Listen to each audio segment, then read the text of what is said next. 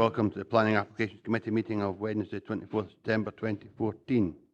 Rona, can we have Sederunt and apologies, please? Yes, thank you, Chair. We have apologies from Councillors Geddes, McCutcheon and Thompson. There are 16 members present at the beginning of the meeting. Thank you. Declarations of interest. Councillor Mochrum, Councillor Gilroy. Thank you, Chair. There are a number of people whose names appear in item 4, both in support and as objectors. They are known to me, but I don't consider the relationship that close that it would preclude me from participation in item 4. Thank you for that information, Councillor Mochrum. Councillor Gilroy. Item 8 on the partner. Thank you. Who's the applicant? A minute of the meeting of 27th of August 2014. Is that a true record? Thank you. Rona, can you take us through the process for today, please? The Planning Applications Committee will consider each application in turn as detailed on the agenda. The case officer or other appointed officer will make a short presentation addressing the determining issues accompanied by digital images. Any late information, amendments or corrections will be reported at this time. Members may ask questions of officers following the presentation on points of clarification.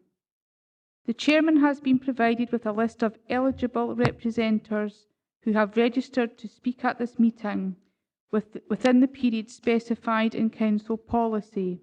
No other persons will be allowed to speak. The Chairman will individually invite those who have registered in advance to speak to make their presentation, after which they may be questioned by committee members. No questions may be asked of members, however. The order of eligible parties being heard will be as follows: third parties objecting to an application, third parties supporting an application, statutory consultees objecting to an application, then elected members of Dumfries and Galloway Council who are not members of the Planning Applications Committee. Such members should withdraw from the committee chamber after making their presentation, followed by applicants or their agents. Representatives have been placed in alphabetical order, and a copy of the public speaking list is available from the committee officer taking notes of our proceedings. Presentations will be strictly limited to 3 minutes per person, excepting for national and major developments, which by their very nature are more complex, where the time limit will be 5 minutes.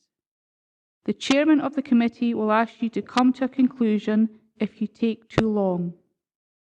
Representatives are asked to use the time allotted to clarify any points they consider material and address the determining issues.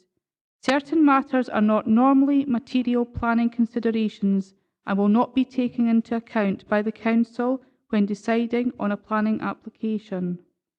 Representatives should not raise any new matters without explaining why they were not raised earlier with the case officer. Please do not repeat what is in the report, as members will already have read the report.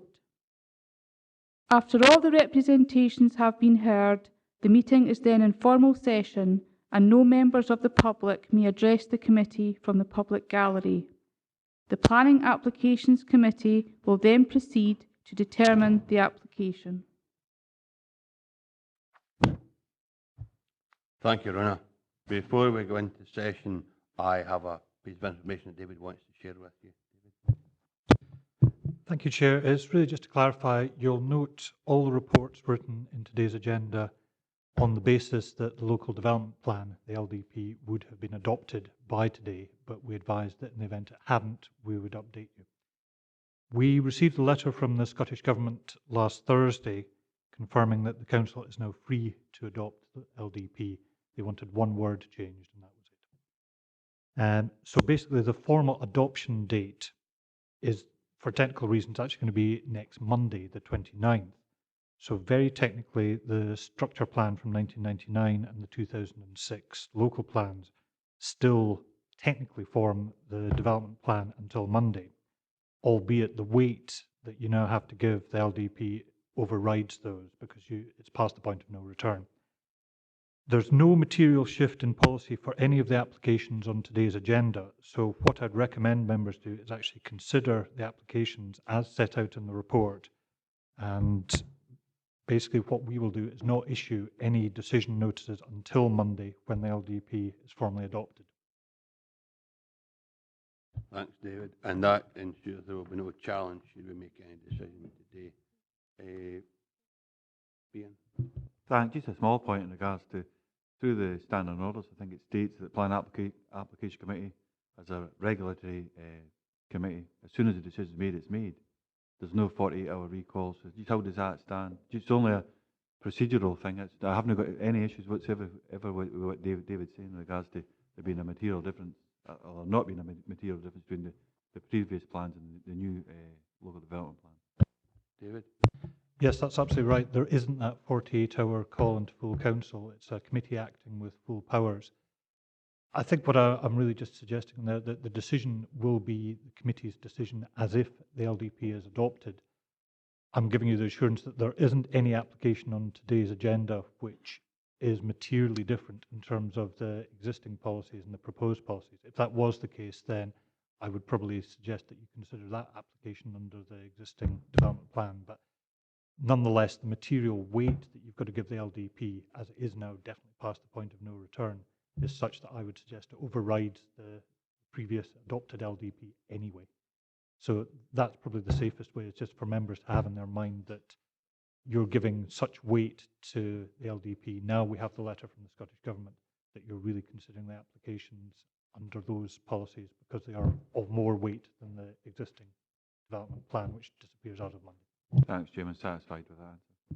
Thanks, Ian. Okay. In that case, we'll go to item number 4, agenda item number 4.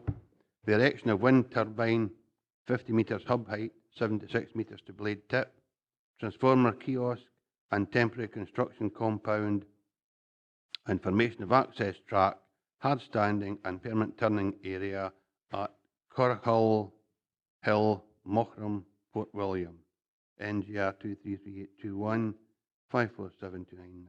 The application type is full planning permission. The recommendation is refused, and case officer is Billy Murray. Billy, will you take us through your presentation, please?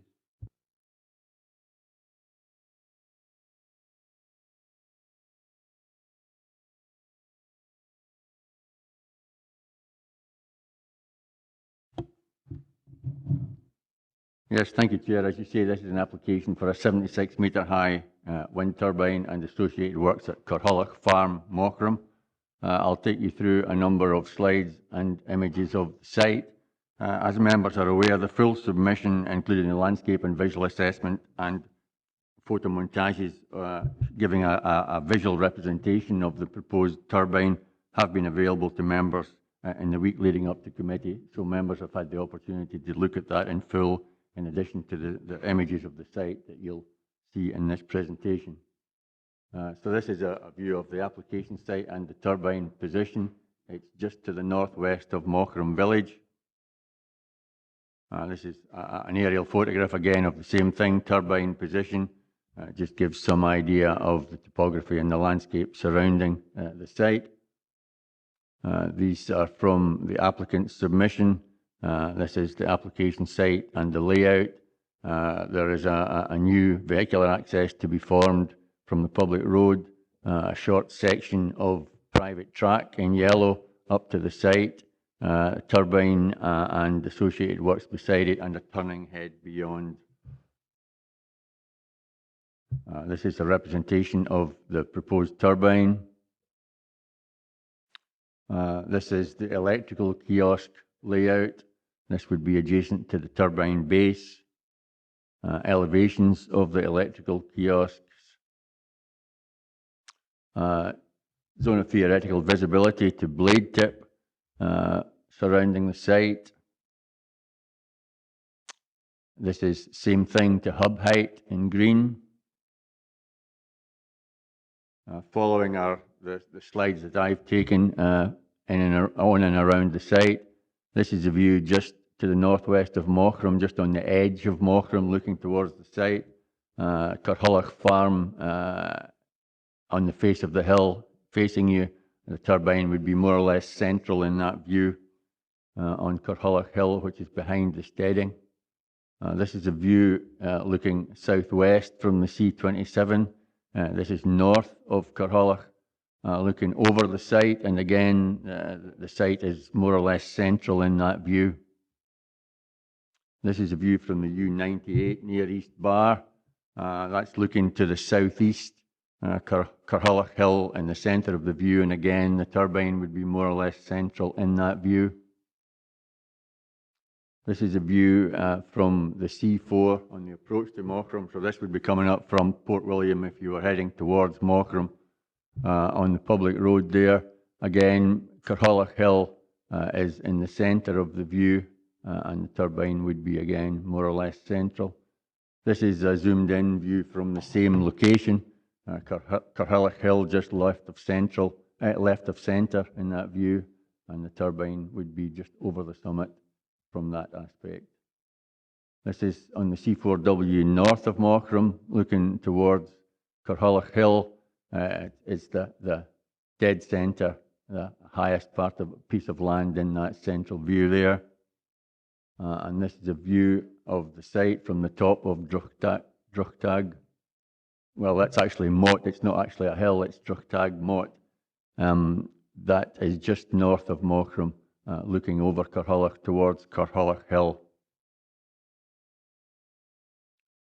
And this is a view, this is me now standing on the site, and the following slides are more or less a 360 taken from the site. The first one being to the west, looking over East Bar and Bar Hill, which is slightly higher than Corchulloch Hill. This is a view northwest from the site.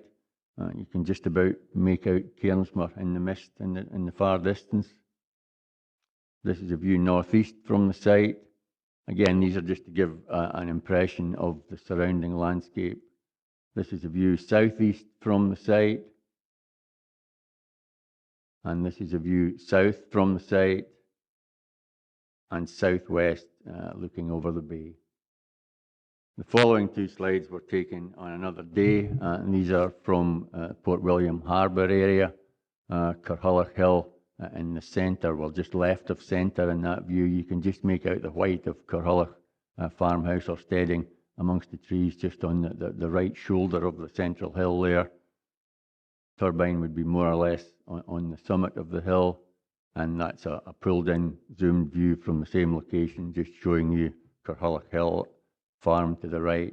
The site is just over the horizon there, but more or less on the summit of Corchulloch Hill. These are to show other approved and proposed wind turbines within 6 kilometres of the site. The green ones are approved or operational.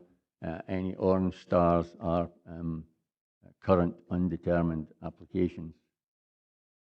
This is to show refused or withdrawn wind turbines within 6 kilometre radius of the site. All of the red dots are turbine applications that have been refused in that area and beyond. And the final one is just the whole of the Machars Peninsula to show you all wind turbine applications in the Machars Peninsula. Again, the red ones are refused, the green ones are approved or indeed operational. Orange ones are current undetermined, and this view includes wind turbines, obviously, wind farms to the northwest. So, not unsurprisingly, the determining issue here is landscape and visual. The recommendation is to refuse for the reasons stated in the report.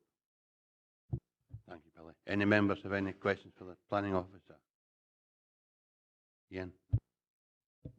Thanks, Chairman. Just for absolute clarity,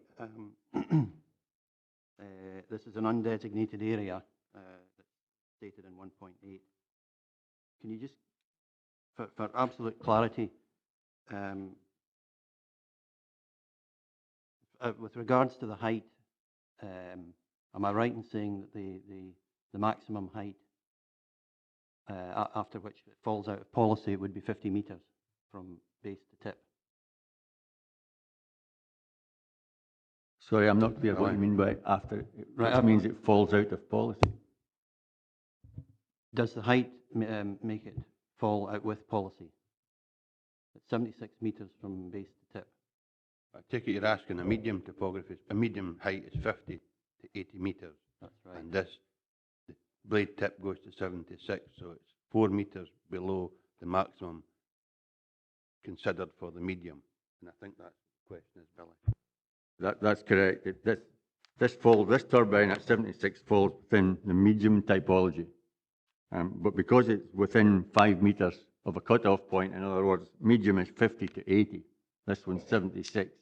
The adopted guidance says that anything that falls within 5 metres of a cut-off with the next higher typology, in this case, the large, you consider the guidance for both typologies because they're so close that the guidance for both typologies apply. So that is the case here. Being 76 metres, it's within 5 metres of the 80 metre cut-off between the two typologies. So the guidance for medium and large applies. Thanks, Ian. Any other member? In that case, we come to the first speaker of the day, Fiona Brawl, who's an objector. Fiona, if you'd like to come forward, please. Tracy will show you how to operate the speaker system. You have 3 minutes, and I will remind you with 30 seconds to go, just to draw your presentation to a conclusion. Just whenever you're ready. The applicant, Michelle, sorry. Oh, it is Michelle. My apologies. I've got glasses. I maybe need to wear them. Michelle, my apologies. You have the same 3 minutes, and I'll remind you with 30 seconds to go. Thank you, Chairman, members of the committee for taking your time today. My name is Michelle Howley. I am the project manager and I'm here on behalf of the applicant Res, and I'd just like to draw your attention to some of the many positives associated with this project. Firstly, if the turbine is installed, it would provide sufficient energy to meet the needs of 420 homes per year, offsetting 1,000 tonnes of carbon dioxide from entering the atmosphere each year. The proposal will also bring about much needed road improvements to the Port William to Mochrum Road as a result of widening and upgrading required to deliver the turbine to site. If consented, Corchulloch Hill will support the local community by offering a community benefit package each year. This will total £75,000 for the lifetime of the project. This package can be provided in a lump sum so it can be used for something really useful and long-lasting, such as the lifeboat shed, youth groups, or other community groups. It will also provide £237,000 to the region by way of business rates payable. Consultation with the local communities has been key throughout this development, and all residents within 8 kilometres of the turbine were invited by Res to attend the exhibition held last September in Maxwell Hall. However, interest in the exhibition was low, with only 49 people attending, many of whom were supportive, and others who approached our team about potential employment opportunities during the construction phase. I'd ask when you make your decision in relation to the proposed wind turbine that you keep in mind that this is only a farm-scale wind turbine and should not be compared with large-scale wind farms that can consist of up to 10 or so turbines that have heights in excess of 130 metres. This is a very different type of development. If this project is consented, precious incomes will be provided to the 2 families that are associated with it. Severe winters gone by have proved to be very difficult for the farming community in the area. This turbine will help support and stabilise farming practices at Corchulloch Farm. We believe that the strengthened financial situation for a valuable local farm will filter benefit into the village economy and assures its continued agricultural tradition for years to come. I ask that you carefully weigh up the minimal impacts of this turbine and what it can provide in terms of benefits to the landowners associated with it, to the wider community, for the generation of income and employment in the area, and to securing a greener, cleaner, and more sustainable place for our future generations. I'd just like to conclude on one final thing. Last September, when we held the exhibition, I got speaking to an elderly gentleman from the community. I asked him what he thought of Corchulloch Hill wind turbine. He said, "In my day, we didn't have lights or electricity, So every time I go to the light switch and the light comes on, I'm amazed. And if it comes from a renewable place, all the better. Thank you very much. Thanks, Michelle. Any member have any questions for the applicant? Jim? Thank you, Chair. You mentioned, Michelle, that this turbine will produce sufficient electricity for 420 homes for a year. I assume the output, therefore, is just under 1 megawatt. Is that correct? It's a 500 kilowatt turbine. 500 kilowatts. What is the loading factor for that turbine? The capacity factor, No, you've told us what the capacity factor is. How much of the year will that actually be generating at 500 megawatts? it will generate for the whole year, and we account for 10% drop-off time for maintenance and repairs. And 10% would be quite conservative. But what about the days when the wind is not blowing? That site, we've looked very closely at it. It's very, very windy, and it's got one of the highest capacity factors of all our projects with RES. It's a very windy site, and we believe that the wind will be constant and consistent in the area. So you're saying that most of the year this turbine will be operating? Yes, as a developer, it's in our interest to have the turbine operating 100% of the time. I'm sure it is, but experience would suggest that such turbines operate for about 30% of the time at their peak output. There is a difference between the smaller turbines, the 30-meter turbines. These are the technology involved with the larger scale turbines, such as this one, is very sophisticated and advanced, and they will be operating all year, with the exception of downtime for maintenance. But not necessarily all year at 500 megawatt output. Yes, it will be. Thank you. Thanks, Jim. Any other questions for the applicant? Just for a point of clarity here, it's 500 kilowatt rather than 500 megawatt. That's a huge turbine if it was 500 megawatts. My apologies, Chair. That's fine, okay. I'm sure we'll run with that. Okay. If there's no other questions for the applicant, if you'd like to take your seat, Michelle, thank you very much. Okay, members are now in session. Councillor Dryborough, Councillor Hislop. Just to say, Chair, that we go with the recommendations on this one.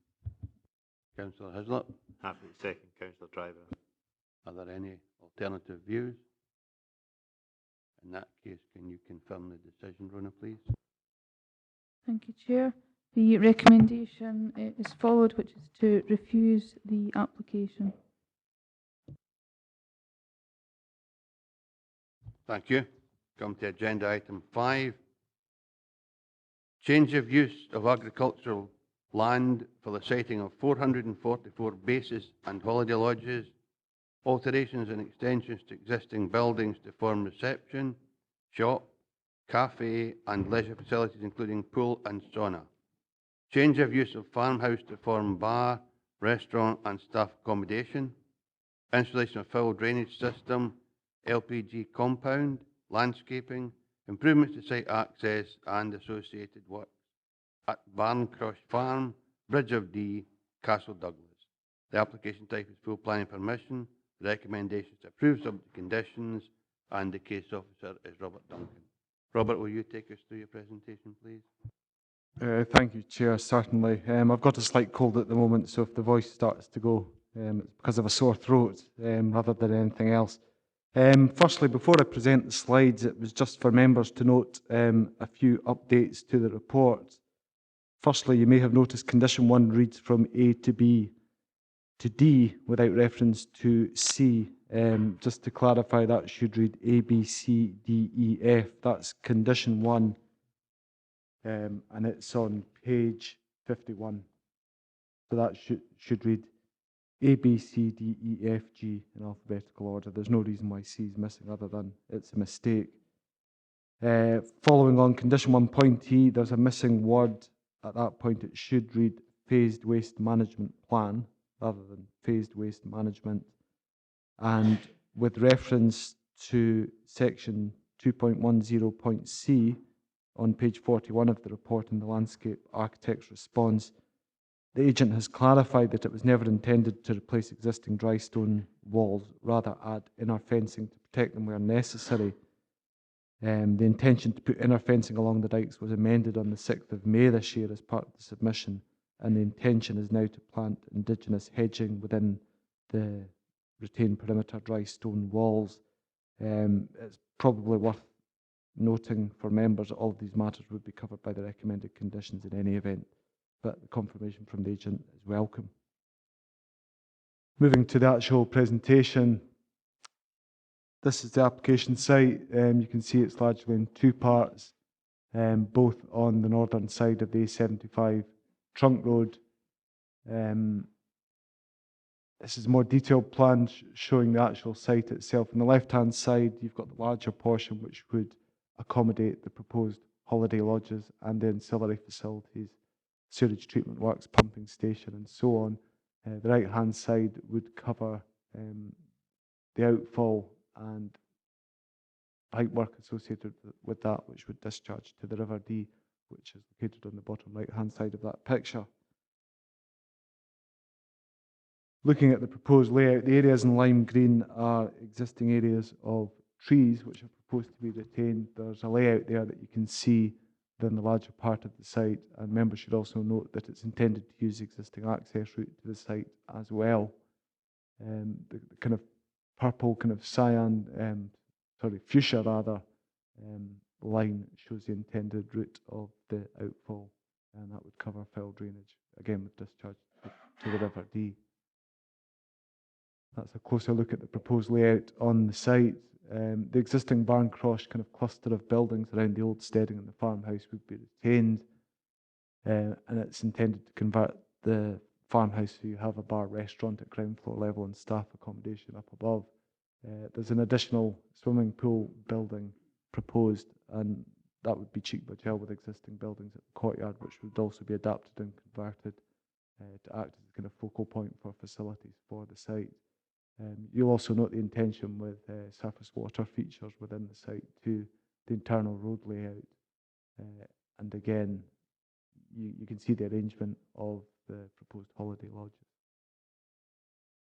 That's a closer view, as I was referring to. Just you can see in about the middle left of this picture the existing farmhouse. The courtyard buildings are behind that, but these will be clearer once we come to the photograph. That's an existing view, a plan and elevational views of the courtyard buildings. Those are the proposed floor layouts and the roof plan of the courtyard buildings as well. The actual details are in the report at 1.5 in terms of what's proposed for those, and those just show the elevational intentions for that courtyard building, including the new elements. Proposed farmhouse, you've got an existing floor plan and a proposed floor plan, and you can notice on the bottom side, just second from the right, you've got the proposed ground floor plan showing the table covers that are proposed with the bar restaurant. Junction improvements onto the A75 trunk road are proposed, and these plans show that you've got the existing access point there. There are proposed alterations to the geometry of that access in terms of the radius curves. There's also what's known as a splitter island, which is in the light blue, just located there, just to make sure that the traffic can safely negotiate that junction. In addition to which, particularly clearly in the lower slide, you'll see it's intended to have a right-hand turn lane for vehicles travelling westwards along the A75, intended to turn right into the site. And this obviously prevents the prospect of vehicles actually being within the carriageway, being prevented from turning into the site from oncoming traffic coming from the west. Moving to the photographs. This is a view. It's looking west from near Ford Bridge of Dee. It's at a distance of around 2 kilometres, so it's maybe not abundantly clear, but you can see the actual buildings of Barncrosh from this distance. This is a closer view. It's looking from the fairly minor road connecting the A75 trunk road with Glenlocher, and that's looking up towards Barncrosh with long plantation on the left-hand side. And the boundary of the site, you can see the dike in the distance that kind of dips due to the topography. That's the closest boundary of the actual application site itself, and the actual farm buildings are located behind that. But before you get to Big Wood, which you can see on the horizon in the distance.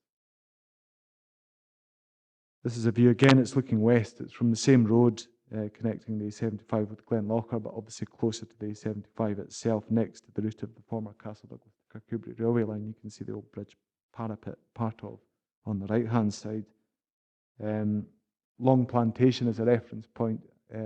It's on the right-hand side. You can see that's deciduous at this point, but as you get further up and climb up the ground, it does become coniferous in its nature. The actual site itself would be located beyond the horizon in this viewpoint. Moving down now, this is looking along the A75 trunk road in a westward direction. You can see the rising nature of the land at this point. Long Plantation is on the right-hand side. You can see the coniferous trees there, and the application site would be located just over the horizon in this viewpoint. This is looking in completely the opposite direction. Well, it's about 90 degrees. It's looking towards the southeast, and it's looking towards the River Dee, the proposed location of the fill drainage outfall across the A75 trunk road. You might notice the trees in the middle ground. It's maybe not abundantly clear, but the trees, I'll try and point them out, the ones there mark the edge of the River Dee at this point, so it gives you an idea of the distances involved. Moving up to the actual existing site entrance onto the A75 trunk road, I mean, again, the drawings showing the right-hand turn lane and junction improvements refer. This is looking in a generally eastward direction. So you have the existing access to the site on the left-hand side. Again, bearing in mind that this would be the location of the proposed right-hand turn lane, looking to the kind of middle ground here. You would also have the splitter island on the left-hand side and the changes to the junction radii and so on to the existing junction on the left.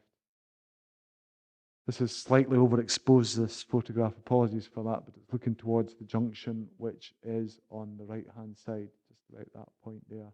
It's looking to the distance. Obviously, there's a much bigger area of visibility looking in this direction towards Ringford than there is looking in the opposite direction towards Castle Douglas. Moving further down towards Ringford, so westward along the A75 trunk road, this is near the top of the climb, just after Ringford, going in an easterly direction. It's looking towards the actual application site, and you can just see Big Wood on the left-hand side, the end of that. The application site, again, would be slightly over the horizon from this viewpoint. The next view is taken within the application site. This is actually up from the junction onto the A75 by quite a few hundred metres, and it's looking towards the farmhouse, which is obscured in this picture. You don't get a direct view of it. You can see the existing trees along the roadside as well that I mentioned in the Council Landscape Architect's response. This is a view, it's within the more southern part of the application site. So there's a belt of trees on the left-hand side of this picture. So this is about a couple of hundred metres in from the access road where the previous picture was taken. This is looking in a westerly direction toward Ringford. Unfortunately, again, it's slightly overexposed, so you can't pick out the rising land near Barcaple and High Barcaple. But you have the application site extending up until the boundary you can see in the middle ground, where you've got a few sporadic trees and shrubs and so on. This is moving, same viewpoint, generally moving 45 degrees, so this is looking towards the northwest. It's showing the more hummocky, small-scale, elevated part of the application site, which has gorse in it. So these areas there, before you actually get into Big Wood on the right-hand side, and that's referenced in the Council Landscape Architect's response as well. And it's the same viewpoint. It's pretty much looking due north towards Big Wood. The Barncrosh buildings at the moment are located here. So again, quite an extensive application site. This is travelling further along the internal access road. It shows Barncrosh Farmhouse, which is where the first building you come to. To the rear of that building, you have the existing Barncrosh steading, which, as mentioned in the report, does fulfil a tourism function at the moment. It has a range of self-catering accommodation. It's obviously proposed to amend this aspect of the development and introduce a swimming pool and such This is almost a mirror view of the earlier one from the road between the A75 and Glenlocher. You might have noticed the row of wires, electricity wires extending up the hillside. This is looking in the opposite direction. So you can see a hedge in the middle distance. That's the demarcation of the road. So it's looking down from the site boundary towards that previous viewpoint. Just to illustrate, you do get a longer range view from this point towards Kelton Hill and Castle Douglas.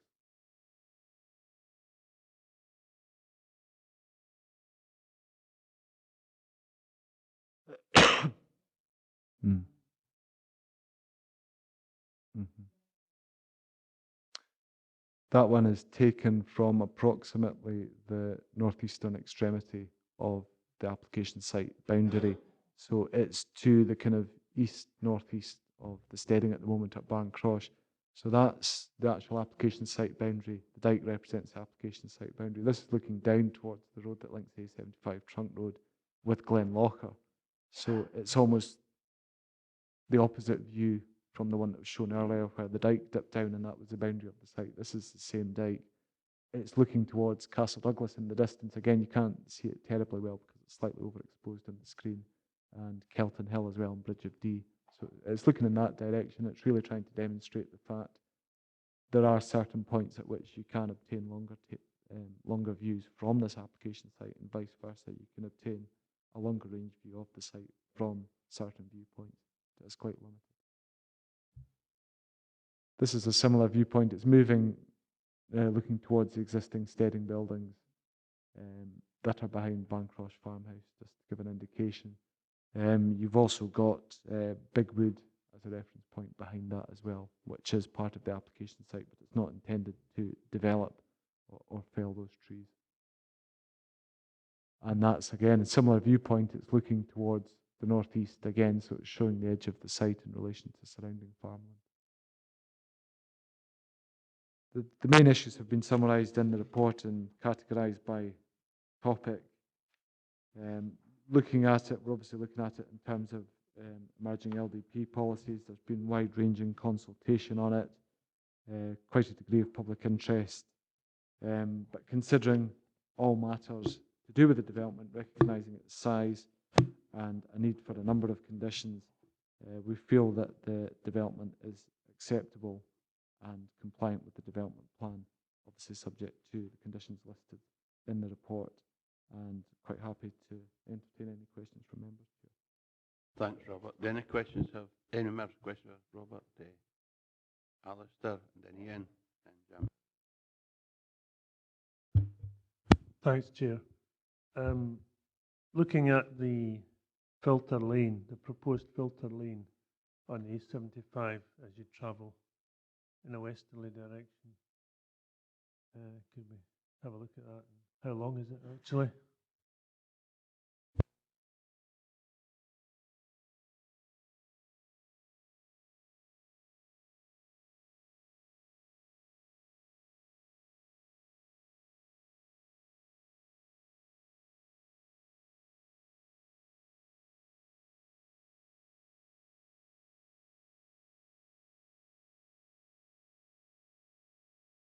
My question is, how long is the proposed, the right turning, proposed the right turn as you approach from the east, going west, and you want to turn right?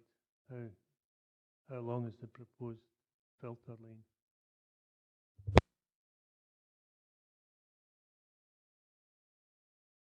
I think we'd need to actually check the file and scale that off. So while Robert's doing that, whether we move to the next question, we can come back to that. Happy with that, Alistair? Ian?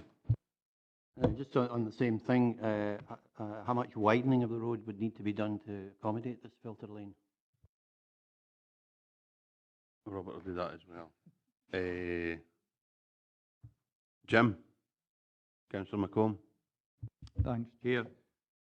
There is an assertion that water pressures could be adversely affected for neighbouring residents. How are we to check that assertion in the absence of a response from Scottish Water?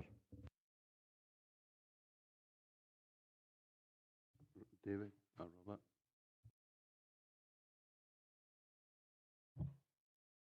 Whilst Scottish Water haven't actually responded to this one, it's always the onus is on any developer to go and liaise with Scottish Water anyway.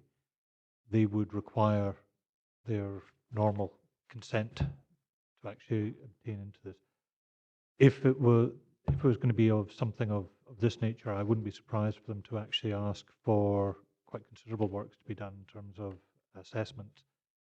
It's a separate piece of legislation to the planning legislation. We've no basis on which to actually say that it would be impossible to service this development in the absence of response. But obviously the onus would be on any developer to go forward and actually resolve these matters directly with Scottish Water before they'd actually be able to implement any permission that might be given. Councillor Maitland. Thank you very much indeed. Yes, I would add my questions with respect to the width of the road. There was a horrible accident at Bridge of Dee, and that's a large flat area, and that required to be immense pressure by the community to widen that. So I add my concerns and questions about that. But actually, I want to go back to a couple of things here. We seem to have no restriction on the scale of a development. I'm looking at this as a 444 unit proposal phased over 12 years, Chairman. But can I just ask, does this really mean that this could be occupied, I think 11 months of a year, by up to, I think it's 2,664 people? I mean, you know, that is a substantial number of people in this churchy countryside. Can I point out that Gatehouse consists of just over 1,000 souls? It is enormous, and I just ask officers about the level of, you know, what we can do policy-wise to look at that, and do we not, as a council, have to consider the impact upon our services, because these are going to be owned. They're not actually, only 60 of them, from what I can see, will be for hire on a kind of ongoing basis. It's quite possible that these will be occupied for lengthy periods of time. So I'm just curious to know how these policies fit with our own requirements, please. I would suggest that they obviously sit comfortably when the recommendation is to approve, but I'm sure Robert or David will address that. The other thing is, on page 38, 2.2, our roads officer has been consulted. I take it it's Graham Allison, but he or she is comfortable with the proposal. Robert's still sorting out the information that members require, but normally a professional opinion from our roads officer is an acceptable approach when we're looking at a planning application. But David or Robert, do you want to address that? Just to clarify, 2.6 sets out it, because it is the trunk road, and it's A75, it's actually Transport Scotland who make these comments, and they have no objections to this, subject to 3 conditions, and wherever Transport Scotland require conditions to be attached, we have to attach them verbatim. So these are the ones which are actually set out in the recommendations as conditions 5, 6 and 7. That's all that Transport Scotland would look at in terms of any amendments being required to the trunk road. In terms of the scale of the development, yes, undoubtedly it is at the very far end of what is likely to come forward. Whether or not it would actually be able to proceed in a one-er, I think is highly unlikely. The developer themselves are acknowledging that even a fairly conservative estimate is putting it as 12 years to implement. And obviously I would assume that they would progress on the basis of supply and demand. They're not going to go and build out 444 plots in the hope that they'll be taken up, and that will probably trigger what does actually happen, if indeed anything, on the ground. In terms of policy, yes, we do have to assess the impact on the facilities in the area. We also have to look at the benefits to the area, and in terms of the socio-economic benefits of bringing that level of tourist spend into the area, that would clearly be beneficial to the area. It would sustain some local facilities. Just to be clear, it's, as you can see from the conditions, it's not 444 houses that would be going in there. These are, they would have to meet the definition of a caravan. A chalet meets that definition. Some would be sold off, some would be kept as for let. But it wouldn't be a sole or main residence. They can't be used for that purpose. But yes, somebody could come in and use these ones, or sublet them for a substantial part of the year. The facilities within the site appear to be complementary to that scale of development, and anything else which is going into that area, as I say, you can view it as positive or negative. It would be seen as being something which would support existing facilities in the area and sustain shops and other facilities. So there are pros and cons to that. And I take it, David, the million-dollar question, we have assessed this at its capacity and still come to a conclusion, the officers recommending approval, that the area could sustain the level of visitors, or whatever you want to call them, occupiers that Jane refers to. That's right. We obviously have to assess the worst case, and this is looking at 444 sites within this complex. I think the reality of it is that you're certainly never going to get 444 come forward at one go, and over a phased period, it would see whether or not there was the capacity and the market interest to sustain that. But that's obviously a market decision for the developer. But yes, we have assessed it on the basis of it being that full. Thanks, David. Very, very belatedly, before I bring Councillor Hislop in, and for all members of the public, I omitted to say that I'd like to remind everyone present this meeting will be recorded, and that the recording will be subsequently made available for public listening. Very belatedly, please be aware that anything that's said today will be recorded and can be heard at any request. Councillor Hislop and then Councillor Gilroy. Chair, it's just something I couldn't find in the papers, I missed it. Where there's an outfall into the River Dee. Now, if anything happens in the likes of the NIF District Salmon Fishery Board are consulted, because it might have effect in the salmonids. Is there any consultation with the relevant body here to actually see if there's any issues with the outfall from the sewage plant? I would guess that would be SEPA, but Robert? There was consultation undertaken with SEPA, but not the Fisheries Protection Board, no. And I don't think that's a requirement, is it, Robert? No, so there's no requirement to consult. Councillor Gilroy.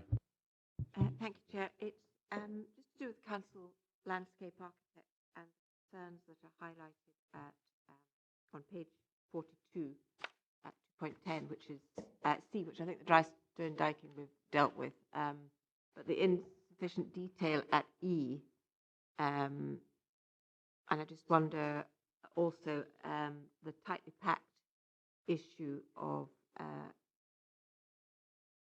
the sites are too tightly packed, which is all about density and visual relationship with the surrounding areas and all the rest of it. And I just wonder if officers reckon that the conditions that are put in place are good enough to deal with this, because you have noted on page 47 that this can be dealt with by condition. But when reading the conditions, I was just wondering if the conditions are strong enough to deal with the concerns of the landscape architect, and I'd like to be reassured that they are, because they will have to be interpreted by officers when it goes forward, and I'd just like to know that they're robust enough to deal with it.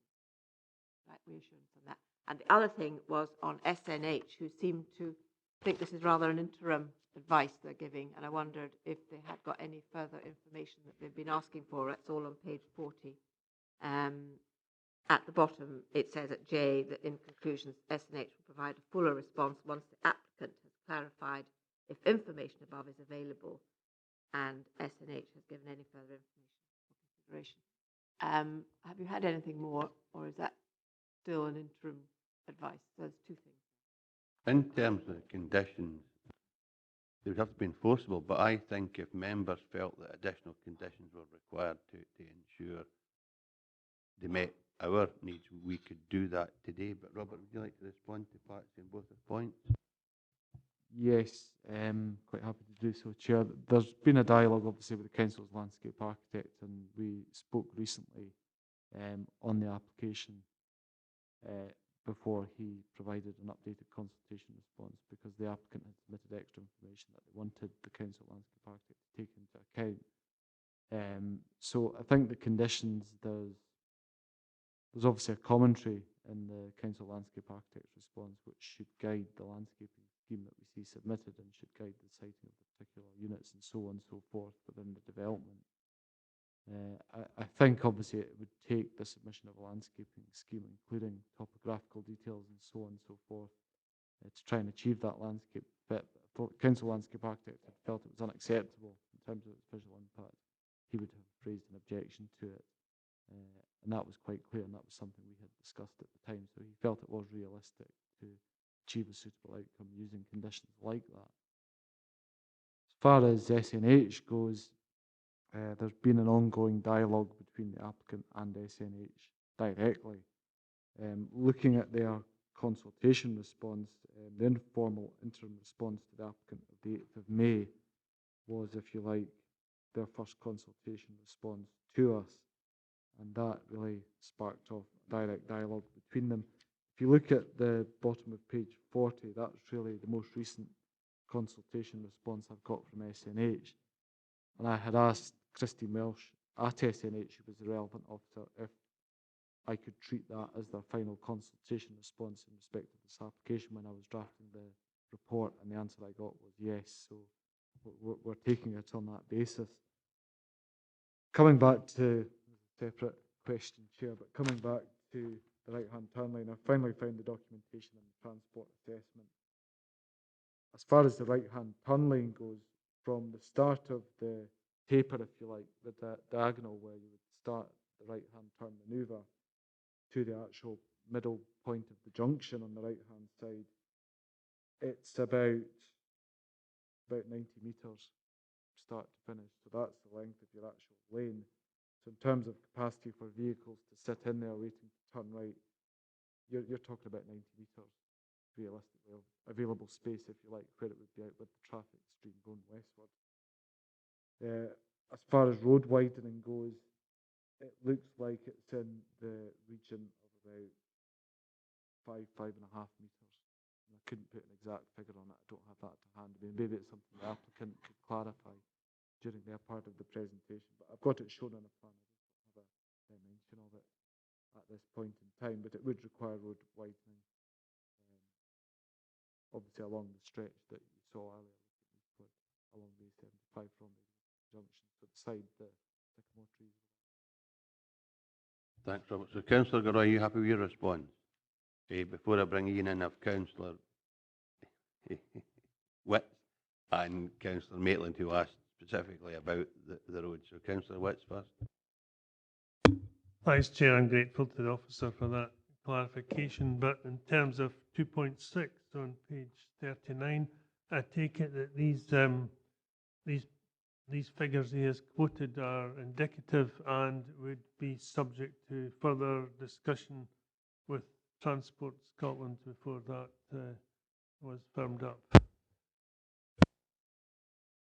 Robert, I'll come back, but I wouldn't have thought additional discussion because they've raised no objections. Transport Scotland, and conditions will be placed within the report that will determine exactly what's to be done. But Robert?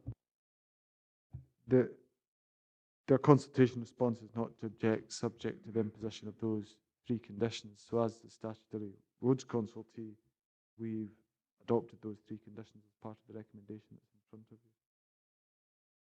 Happy with that, Alistair? Jane, you happy with the response you got? Aye. Ian? Yeah, it's just the 5.5 metre widening would be, am I right in saying, along that 90 metre stretch? Yes.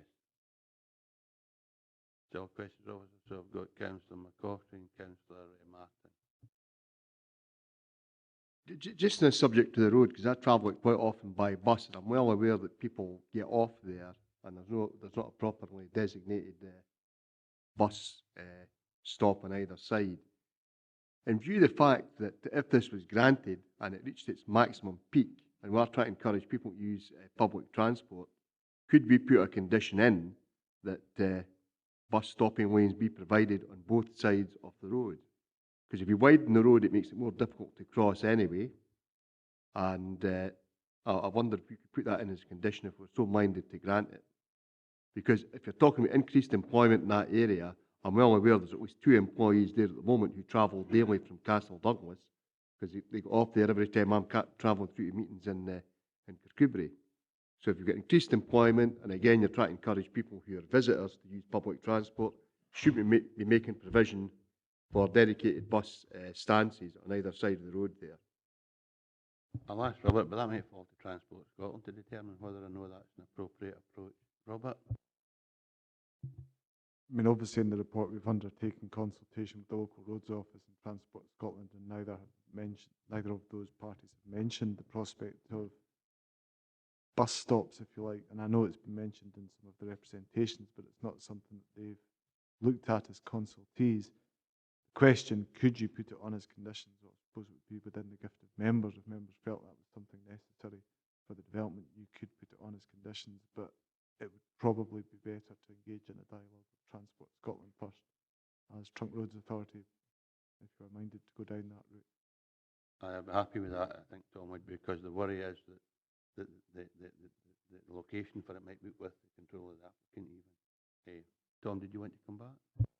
I mean, I think someone should take into consideration, we do try and encourage folk to use public transport. I'm well aware that it might not have crossed the mind of officers, because they'll tend to travel in their own car and won't be aware, as I am, who uses a bus, travel to Kirkcudbright quite often, how many people actually get on and off there. And obviously you've got more employees. If it does get to its maximum of 400 odd, then you're going to have more people using it. So I'm looking at maybe putting a condition in now rather than later. Okay, I presume that'll be if we approve the application. Councillor Martin? No, okay. So other questions for members? If there are none, we will go to the objectors first. The first objector is Alec Miller on behalf of T. Miller and Son and Mrs. D. Miller. This is a major application, so it's 5-minute slots. So Alec Miller will have 2. That'll be 10 minutes in total. And I'll remind you with 30 seconds to go to draw your presentation to a conclusion, if you don't mind. Thank you. Just whenever you're ready, sir. Thank you very much for hearing me. I'm Alec Miller. I'm the farmer who owns the land surrounding this proposed development. I'm not a public speaker, so basically bear with me as best you can. I'm not here to rant and rave as to why you must not allow a holiday park at Barncrosh, but I am here to make you aware of my concerns about the proposals. I noticed from the internet there has been bat surveys done, great crested newt surveys, owl surveys, badger surveys, but there does not appear to have been a risk assessment done. My wife works for the council, Dumfries and Galloway Council, and just last week was on a risk assessment course. A foreseeable risk must be acted upon. I have written to the council making them aware of the fact that I am a cattle farmer with suckler cows and calves and bulls in the fields surrounding this proposed development. There will not be a year go past when someone is not killed by cattle somewhere in the UK, and this includes members of the public. The development proposes to put chalets tight up against the dikes to our fields, as was clearly shown by those pictures. A 3 or 4-year-old child can easily climb a dike to see a calf lying sunning itself and be attacked by the calf's mother. It's not that our cows are wilder or madder or anything than other people's. They're certainly not. A dairy farm where the cows are milked daily remove their calves at birth so they never develop their mothering instinct. A beef suckler farm like mine leaves the calves with their mothers for the first 9 months of their lives, letting them suckle from their mothers. A strong bond is built up between cow and calf, and she will instinctively protect her young. It's not that she's a mad animal, she instinctively would protect her young. And obviously, if you want to have a calf next year, you have to put out a bull to get a calf next year. We have 25 bulls on farm and between 400 and 500 cows and the young cattle from the previous year. Ask any vet you like, will a suckler cow protect her calf? Yes. Ask Health and Safety or the National Farmers Union or whoever, or Google the internet and to see if members of the public have been killed or seriously injured by cows and calves. This is a foreseeable risk. Has a risk assessment been done? No. Now, in Robert Duncan's report, he says that turning to the interaction with surrounding agricultural land, much will depend on how the site is managed and bounded. And he then goes on to say that Operation Agri would not be conflictual in planning terms, giving numerous successful examples of such coexistence elsewhere within the region. And it's understood that the applicant has had direct discussions with the adjacent farmer. Now, I'm no way trying to go at Robert Duncan because he's obviously not a farmer, but I would just like to make some points. Robert Duncan hopes the park will be managed well and problems don't arise. Surely with a foreseeable risk of harm to the public, the council must carry out a risk assessment which will conclude there is a risk and that the council, before granting planning permission, must ensure and demand that the developer must do all possible to ensure that members of the public are not harmed. Robert Ure did meet with me, and he's one of the developers, and has verbally agreed to put a wire fence and plant a hedge on their side of the stone dike. This fence must be high enough and the hedge thick enough for purpose and must be maintained. Can Robert Duncan or anyone else tell me where there is holiday accommodation in this region such as is being proposed, which is surrounded by so many suckler cows and calves? If you look at Auchenleary, it's got the sea on one side, the A75 on the other. It's got silage fields because of the type of land it is.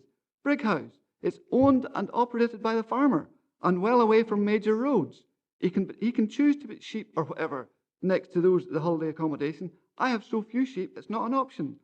Creetown, you've got the village on one side, the A75, you've got a hotel on the hill. Glenthruel, open hillside, no fences. Kipford is a dairy farm. Each farm is different and must be looked at individually. You cannot say because there's other holiday accommodation situated within farmland that this will be okay or this will be safe. Each farm and what goes on in each farm must be looked at individually. Sorry for my notes here. I've got myself lost. Right. Our fields are undulating and hilly. A child or an adult could enter not knowing there was cattle just over the hill. The fields surrounding this park are unsuitable for silage or cropping. Therefore, it leaves no other options other than to be grazing with cattle. If there was young stock in them, that's cattle, the year old, last year's calves, a year old, a year to 18 months. 2 years ago, while mowing silage, I saw a walker over one of my fields with a dog. He walked through the first field of cattle and they never moved. He entered the second field, the cattle spooked, they took off down the hill, flattened the fence and threw into the adjacent field. While this is a real nuisance for us, imagine if this happened with a walker from the park and the cattle flattened the fence and ended up on the A75 Euro route. I accept that in Scotland, people have the right to roam. However, placing 1,500 people, that's a lot less than what you were saying earlier. I did it 440 times 3 and a bit on holiday. If they're on holiday in the area with time to kill, surrounded by so many cattle and a Euro route, is a recipe for disaster. It's a foreseeable risk. We are an intensive stock farm. That's what we do. Next question, have our cattle ever been in the A75? Yes, they have. Was there an accident? Yes, there was. In the winter of 2005-2006, a gate was left open. This was a narrow walking gate, not one that we ever used as a farm. It was left open. Cows and calves got out one night. A car hit one of them. The car was written off. The driver was not seriously injured, but was very shaken. Our animal had to be put down by the vet. It was so badly injured. The police helped get them off the A75 and into the lay-by, where they went back through the same small gate. So as you can see, having people from towns in a rural with so many cattle about, there is problems. It's a foreseeable risk. I would like to then read you another letter from the NFU. This was put out to all its members. The National Farming Unions of Scotland is urging members of the public to clean up after their dogs when walking in agricultural land. Parasites found in some dogs' feces can result in the abortions of cattle and death in sheep, with several reports over recent months. Local farmers are pleading with the public to be more responsible. As we are now well and truly into lambing and calving season, the message to members of the public is to remember to pick up feces from any dogs they are they are walking, including when they are using agricultural land.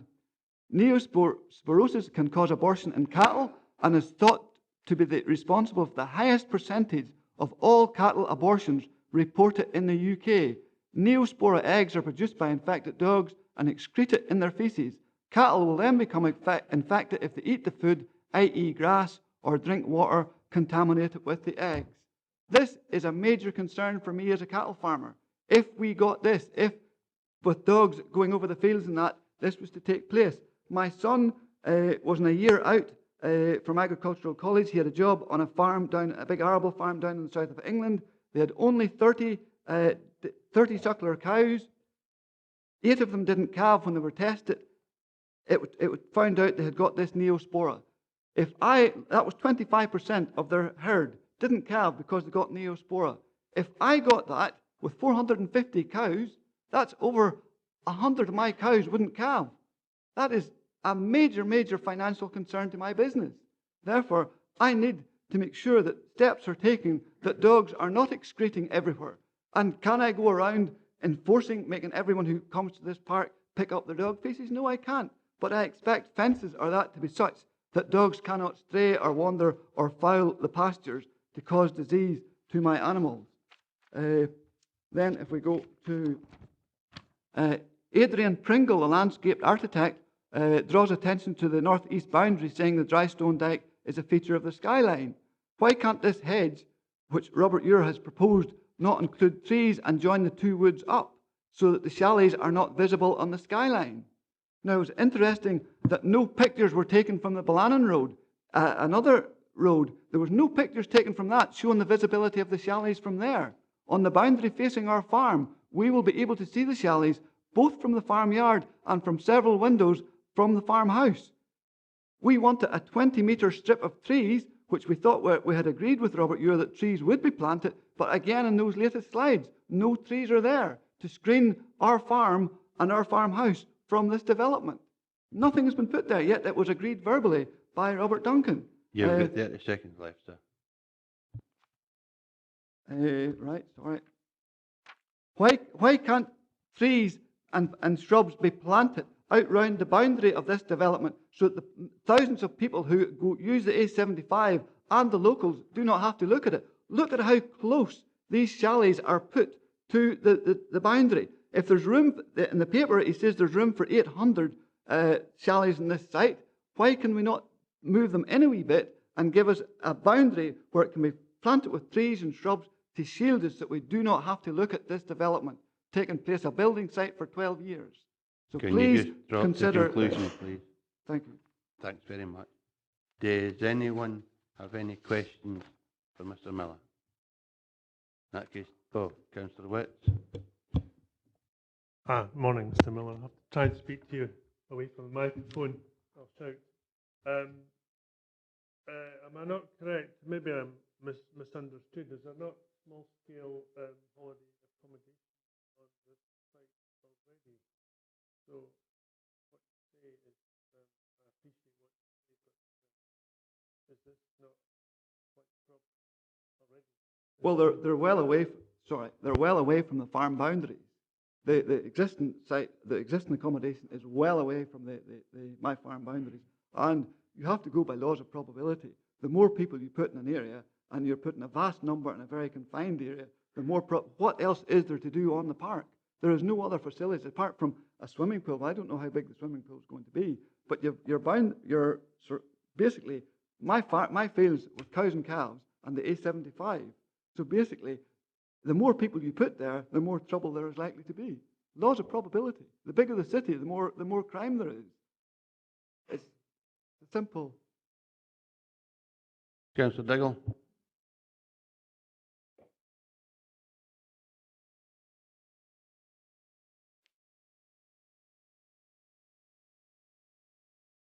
I have quite a mixture.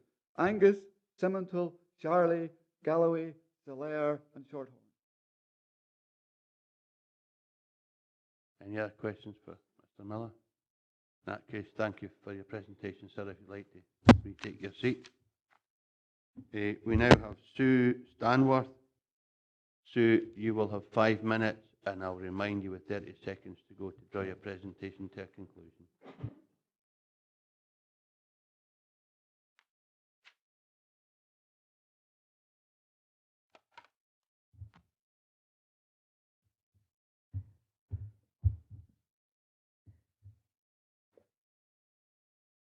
Good morning. My name is Sue Stanworth. My husband and I moved into Ringford Village 16 years ago, and we've both submitted letters of objection to this proposed development. We are both aware of and fully acknowledge the vital benefits that tourism brings into Dumfries and Galloway, and how necessary it is for the economy of the area, but advocate that this must strike a balance between the lives of the local residents and the visitors. This proposal to erect 444 lodges at Barncrosh, approximately half a mile up the hill from a small Galloway village of 40 houses, in no way reflects such a balance. A development of this scope will be the size of a small town. Now, although not fully appropriate to this proposal, I would like to draw your attention to policy H4 on page 47 of the local development plan, which states the number of units proposed for housing developments outside settlement boundaries must be of an appropriate scale in relation to the size of the settlement. I'm using this comparison for two reasons. A, the local development plan appears to give no guidance of any kind in relation to the size of potential tourist accommodation. And B, it can be argued that there are similarities in that both kinds of developments are made up of units that people can reside in, be it for a week or a month or 11 months or longer. And both types of units are fixed down and connected to all main services. Personally, I do not agree, and I cannot believe that all of you agree, that a development of 444 units would be of an appropriate scale in relation to a village with only 40 houses in its centre. It will be over 10 times bigger. I would also like to draw your attention to point 3.1 of the local development plan, which states, the aim of the spatial strategy is to get the right type of development in the right place. And point 3.4, developments in rural areas should not undermine the spatial strategy. Now, for whatever reason, Ringford Village is not marked on the spatial strategy map 2, so we appear to be at an unfair disadvantage here, as it seems Ringford can never meet this criteria. I have concerns about the extra traffic this development will generate. Each lodge has parking space for 2 cars, so along with staff, there could at times be up to 900 cars at Barncrosh.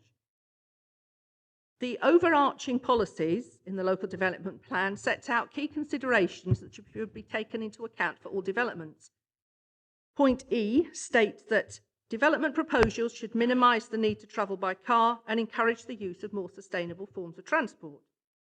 Policy T2 advocates that all development proposals will be expected to prioritise personal travel by mode in the following order: walking, cycling, public transport, lastly car.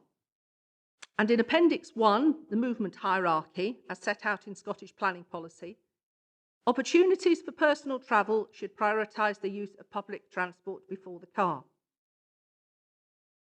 Now, plans have been drawn up by Watermans, dated July 2013, on behalf of Barncrosh Ledger for proposed junction improvements at the access on the site of the A75.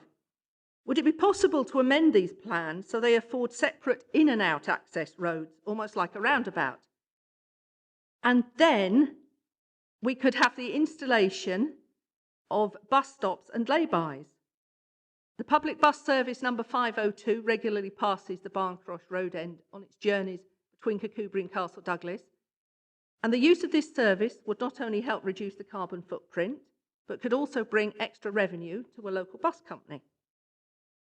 I mentioned in my letter of objection that Barncrosh is the site of early Christian worship, with religious links that could well date back to the early 9th century.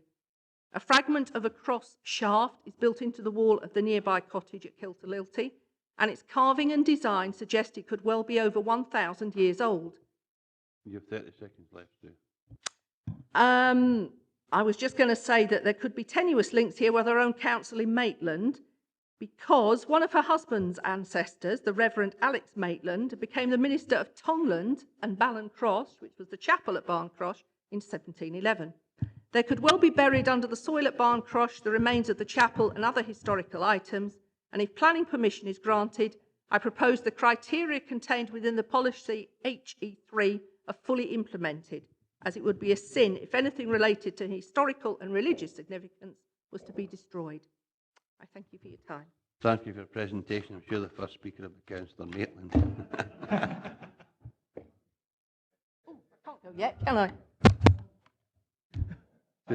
Does any member have any questions for Sue? Okay, thank you very much for your presentation. We now have Dorothy Waterworth, and again, Dorothy, you will get 5 minutes, and I'll remind you with 30 seconds to go, just to draw your presentation to a conclusion. Thank you. Good morning. The first thing to note about the Barncrosh application is the size of the proposal, and you've referred to that. It takes your breath away, not in wonder, but in sheer incomprehension. The proposal for a high-density scheme of 444 lodges, swimming pool, restaurant, etc., with a projected visitor population, and this is a modest projection, of 1,500 to 1,700, would make it roughly half the size of Castle Douglas, or half the size of Kirkcudbright, or 10 times the size of Ringford, or 10 times the size of Bridge of Dee, and all in a small-scale drumlin pasture landscape character area. If ever a proposal was out of scale and character with its proposed site, this is it. And in this manner, it conflicts with several strands of the new LDP policy OP1. It will add nothing of beauty to the rural scenery and will simply detract from the stewardship's appeal. It will be like creating a small town, but without the usual everyday facilities and services to supply the community's needs. I note that the council's landscape architect has some misgivings about the design of the scheme, and I share his concerns. However, there seems to be an implicit assumption that because it will be screened from a number of viewpoints, the quality is a secondary matter. I reject this view completely. If the stewardship requires more tourist accommodation, it should be of the highest quality. Selling visitors short in terms of a high-quality visitor experience is hardly going to enhance the reputation of the region. LDP policy OP2 is quite clear that proposals should relate well to the scale, density, massing, character, appearance and use of materials of the surrounding area, and in doing so be sympathetic to the local built forms as well as respecting the important physical, historic and landscape features of the site and its vicinity. The proposed scheme fails all tests of this policy. From an economic standpoint, the Barncrosh application has some superficial appeal. It looks like it might bring jobs and boost the local and regional economy. Unfortunately, it fails to count the costs. It is to be implemented over a stepped 12-year program, so any economic benefits will be dribbled out in piecemeal fashion, perhaps never ever reaching significant proportions. Tourism operators in this area do not have it easy, and I can point to at least one where holiday lodges have failed to sell and plots stand idle despite much advertising. Barncrosh could be the final nail in their coffin, or alternatively, Barncrosh itself could become the failed enterprise. Suppose it does realise its potential. What would be the effect on other recreational facilities in the area, notably the swimming pools at Castle Douglas and Kirkcudbright? How, in fact, would an area with a population of 11,000 or so sustain 3 swimming pools? Without facilities for the everyday needs of the visitor community, access to shopping and services will entail many trips by car. So what are the environmental costs And how does this square with your vowed aim to cut emissions? Furthermore, in relation to local services, will the medical facilities be able to cope with an extra 1,500 or so population? And what are the additional costs of providing such a service for this transient, supposedly, population? And then there are the costs to the immediate neighbours, both residential and business. The loss of visual amenity, together with the potential for noise disturbance and light pollution, are very real concerns for those who live and work in close proximity to such a disproportionately large scheme in such a small-scale, quiet rural area. Whilst I realise that impact on property values is not a material consideration, it is a very real material consideration for those who will have the misfortune to live as neighbours to this development. You have 30 seconds left, Yes, Dorothy. thank you. And what of the costs in terms of wildlife as more habitat is disturbed or lost? These cannot be waved aside forever, and they are mounting up to a significant biodiversity cost. In total, there are costs to landscape, local businesses, residential amenity, tourism and recreation, local services, emissions abatement, and wildlife, and all for an overscaled, ill-designed lodge scheme to be rolled out over 12 years with the possibility of unguaranteed, low-paid employment and some minor construction. I ask the councillors to refuse this application. Thank you. Thank you for your presentation, Dorothy. Does anyone have any questions for Dorothy? In that case, if you resume your seat, please. Thank you very much. We now have Sue Stanworth. This time she's a consultee for Tongan Community Council. So, Sue, you will again have 5 minutes, and I'll remind you with 30 seconds to go. Hello again. This time I come before you as the Secretary of the Tongland and Ringford Community Council, and I represent not least the 43 Ringford residents who signed this petition against this proposed development, which represents more than 10% of the registered voters in Tongland Parish. The letter of concern sent on behalf of the community listed 5 main areas of concern, the first and most important being the size of the proposal to install 444 lodges. As I've already covered this in detail, I do not intend to do so again, other than reiterate that this is the most important issue for local residents. We also object on the grounds of noise and light pollution. Reading the overarching policies for development considerations in the local developments policy, it states, development proposals should be compatible with the character and amenity of the area, and the following issues will be a material consideration, namely noise and light pollution.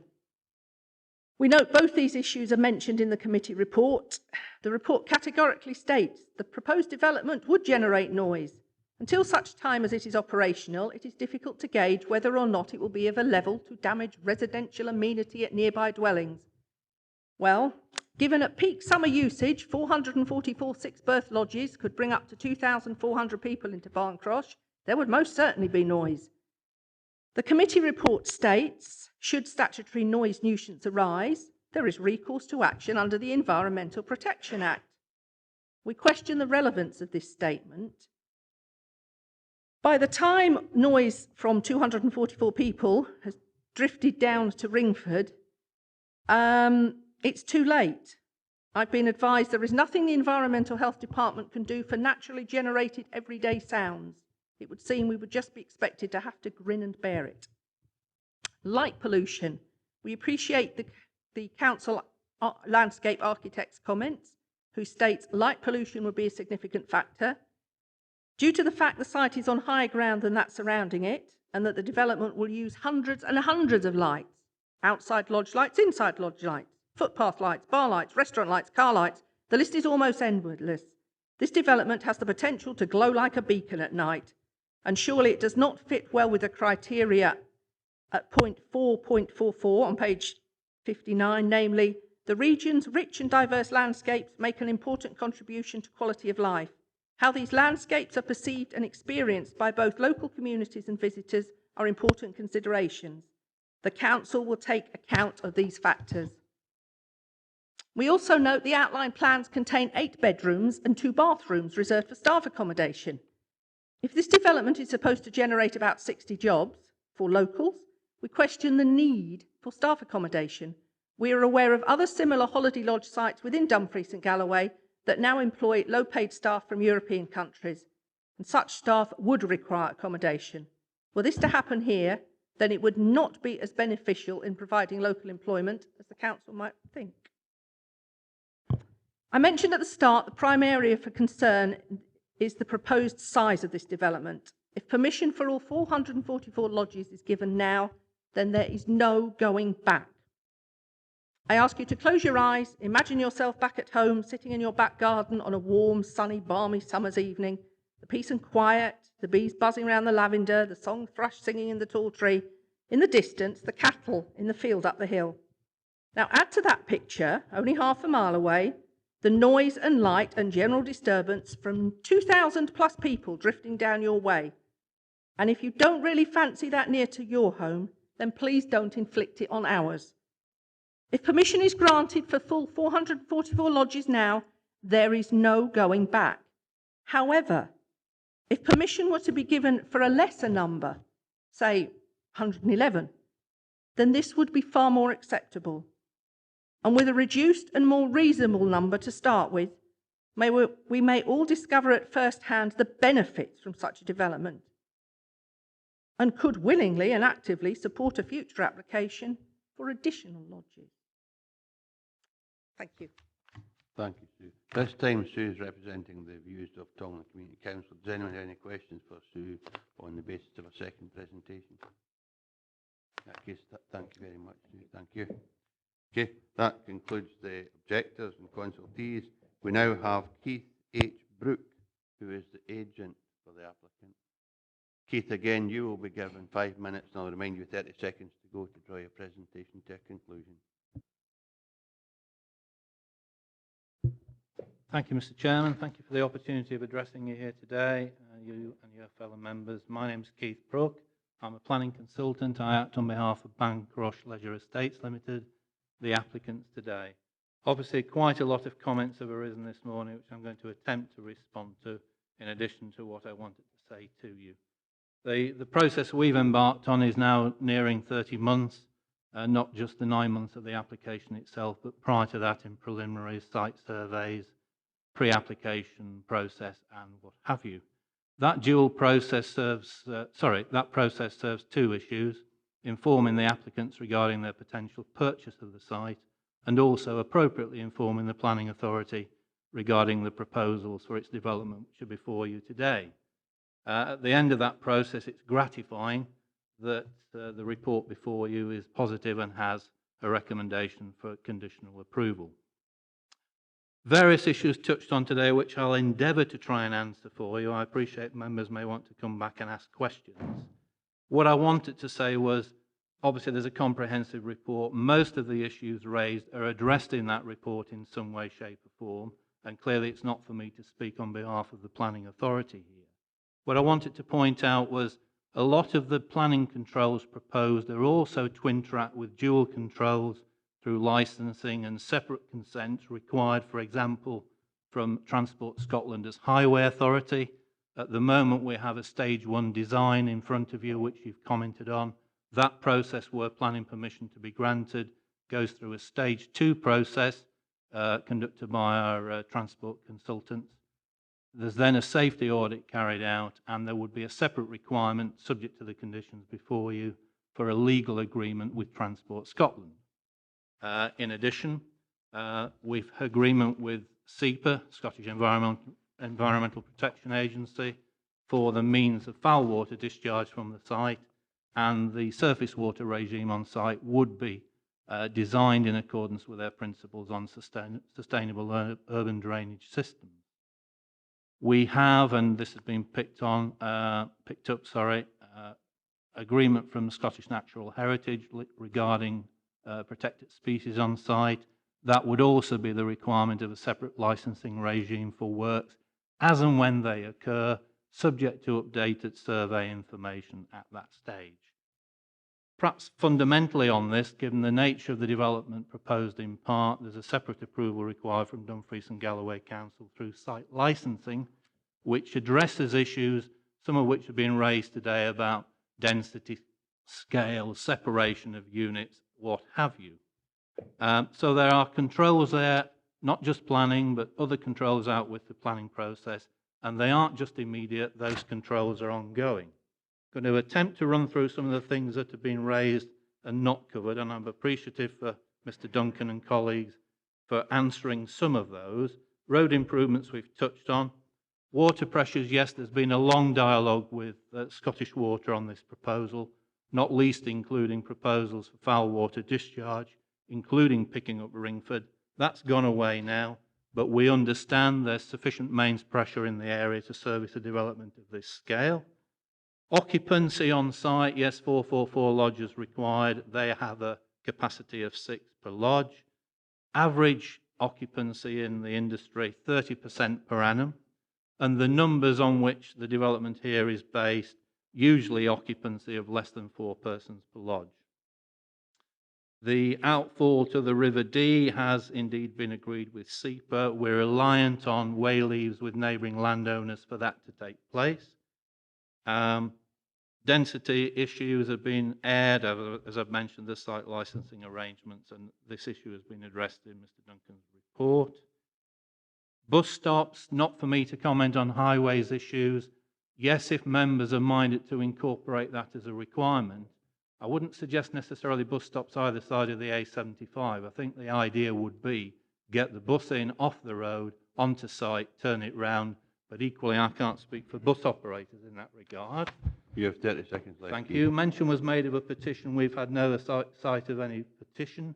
Staff accommodation, there's not just the staff accommodation in the bar restaurant, there's also the potential of staff accommodation in the existing holiday units. Just to conclude by saying my clients are all experienced operatives in the leisure industry. They remain committed to the proposed development of this site, and they're in it for the long run.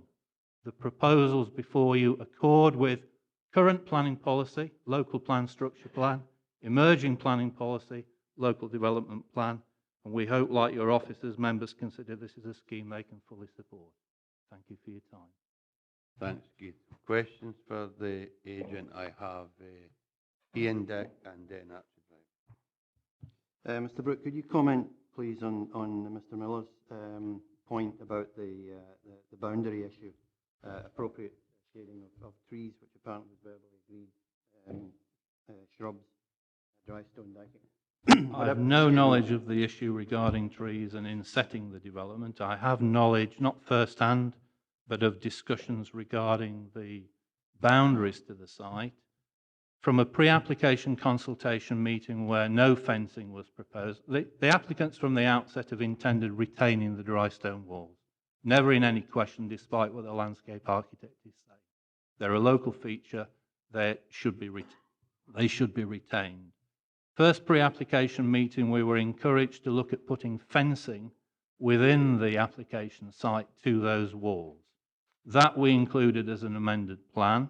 And then when we got by invitation to a meeting of the Community Council, which we were more than happy to attend, there were issues raised with that fencing in terms of it providing a potential ladder for people to get over the wall. That's understood as well. Our preference, therefore, was to revert to a soft landscaping option that can be a prickly landscaping option, but to plant hedges within those dry stone walls where they occur on the boundary. There's a separate dimension to this, and I fully understand what Mr. Miller has said. I'm not a farmer, but I live in an agricultural community, and I have first-hand knowledge of people being killed by cattle. But there's also a separate dimension here, because Mr. Miller, as he identified, is a neighbour to the site, and separately to the planning process, there are legal arrangements for the maintenance of those boundaries between the properties, in whatever way, shape or form. As far as I understand it, my client, Mr. Ewer, has had a conversation with Mr. Miller about that. The issue comes back to management, and we cannot legislate for all eventualities. But my clients are responsible people. You would say, well, you would say that, wouldn't you? But they are, and the reason I'm still here after 30 months is because of that fact. They're in it, as I say, for the long run. They want to do it, and they want to do it properly. And that includes communication with the neighbours who border this site, other people in the local area on whom they're dependent to get this development away, and those who live in that area.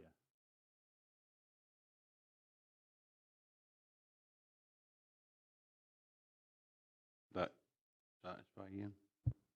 Yeah, just one other point which I wanted to add on the issue of lighting. I presume outdoor lighting would comprise the kind of downward-facing LED lights to prevent light pollution. I'm not a lighting engineer, so it will be remiss of me to comment on detail at this stage. We're conscious of the policy situation within Dumfries and Galloway and commend the dark sky policy area. This site is obviously out with that, but nonetheless we've indicated in communication dialogue we're more than happy to design the lighting in accordance with the council's normal requirements. We anticipate that will be a condition of any planning permission grant. Thanks, Ian. Councillor Maitland, Councillor Driver, then Councillor Maitland. Thanks, Chair. Mr. Brook, Mr. Miller mentioned the NFU, the HSE, and his wife have been on a risk assessment course on health and safety issues, and I'm not sure how much weight he puts behind each of these, but I'm sure his wife is very high up there. Looking at the construction side of things, I believe this is a phased construction, and whoever builds it will hold the responsibility under CDM regs for making sure that all these health and safety regulations are abided by. Everything we do has a risk, of course, as you've mentioned before. But this is a long term. How do you see this moving forward? This application actually moving forward, as before, it's going to be a phased project. How do you actually see this moving forward? Yes, I mean, as your officers have identified, the development is dependent on market forces. The applicant's intention is it's a phased development. No one can say the length of that phased programme. The estimates to date are up to a period of 12 years. A schematic phasing plan was produced as part of the environmental impact assessment. The recommended conditions before you today also reinforce that issue. We appreciate our responsibility in providing detail of a phased development programme if planning permission were to be granted. But you're right to point out that the individual contractors, and for the most part some of this work will be undertaken by people on site, but the individual contractors, through separate rules and regulations, have responsibilities in terms of that development. And clearly here, one of the key issues is going to be, neighbouring land, neighbouring property, and what actually happens on that land. And with that, an ongoing dialogue with that landowner. Thanks, that's Councillor Maitland. Thank you very much, Mr. Brooke. The original planning statement suggested and talked about that you wish to optimise the views of the chalets. And I think, if I've got this right, I mean, optimising a view means that actually these things have to be visible. And we've heard concerns raised by the community about visibility. I wonder if you can help me reconcile the statement, which is absolutely clear in your supporting statement about visibility and optimising views, with the fact that a view can only be taken if it's visible, if the viewer is visible. The issue is, in terms of that statement, optimising the views of those who will come to the park, buy lodges and holiday there. You have a very desirable and attractive countryside here. There's no way we would want to fully enclose this site. It's already bordered in considerable part by existing protected woodland. But equally, it's important to site operators that people have a view out, that they don't consider that they're hemmed in. Within that context, and conditions have been mentioned and also issues have been mentioned by neighbours, there is obviously greater scope for landscaping along boundaries and within plots. We haven't done a detailed landscaping scheme. I hold up my hand and acknowledge that. We would, other than the fact this were an application for change of use of land, have probably in the first instance been looking at an application in principle. Because it's a change of use of land, you can't do that. It has to be a full application. And with that, we think we've addressed the major technical issues and those issues that can't in isolation be dealt with solely by planning condition. Landscaping, boundary treatment and those issues are issues that can be dealt with by planning condition, appropriately so. And bear in mind what's on offer here in terms of the commercial development. It's in the client's and the applicant's best interest equally to have an attractive landscape, both within the site and views out. Now, I know it's a double-edged question, and I understand what you're saying to me in terms of you can see out, you can see in. But you can't see in from any great proximity. The most proximate neighbouring properties are those on the frontage to the A75, sit down at road height. The major development here is plateau level behind and beyond that, where there'll be no impact.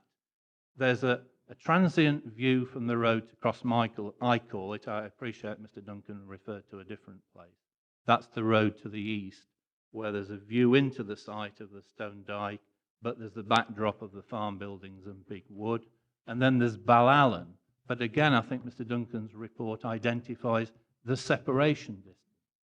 Now, we would need to look carefully with the neighbour and with the council's landscape architect, were permission to be granted, at how we can look at ameliorating those issues on that boundary. But it's a small length of boundary. I appreciate it's of concern to Mr. Miller, and I acknowledge that concern. But it's not the whole length of the southwestern boundary. It's the return from there to Big Wood, where there are views beyond the stone dyke and down to the Ballallen Road, but at some distance. So we're happy to work with all parties in terms of a more detailed scheme as planning conditions require, incorporating within that landscaping, screening and additional works to that particular boundary. But back to the boundary issue, the dry stone wall remains. There are legal arrangements in place for maintenance of it, and our intention where the wall is on the boundary and exposed is to plant a hedge within that. Happy with that, Jane? Peter? Yes, I am, Chairman. I'll come back to that, I think, probably later on. Thanks, Jane. I thought you were nodding saying you were happy. Peter? Thank you, Chair. I've got two concerns. One is access. And looking at the map, I think I'm right in saying there's only one access. So should I go and buy one of these holiday cottages and want to go cycling with my children, I have to go straight onto the A75 to go north or south. Would that be correct? There is one formal access to the site. That's the one that's existing. That's the one we intend to improve. There is, by legal right, I think, and I'm sure Mr. Miller would correct me if I was otherwise incorrect, a requirement on the owners of this site to maintain a right of access from the end of Long Plantation down to that Cross Michael Road that I've mentioned. And I don't suggest for one moment in what I'm going to say any legal right of access, because we've touched on this at public meetings before. But physically, there are tracks that come up to the northern boundary of the site across Mr. Miller's land. There's no intention to have access to this site anything other than by the main access from the A75. Thank you for that. The other concern is, being a farmer, I know how particularly dangerous Galloway cattle can be when they're calving and have calves. What steps would you take to dissuade people to be going across Mr. Miller's land? Tell them that access over that land isn't allowed to them. It's back, as I said previously, to management of this site. My clients are responsible in that regard. They're existing operators in the field. You advise the people who are buying on site of those restrictions. You work in concert with your neighbouring occupiers in terms of maintaining those barriers.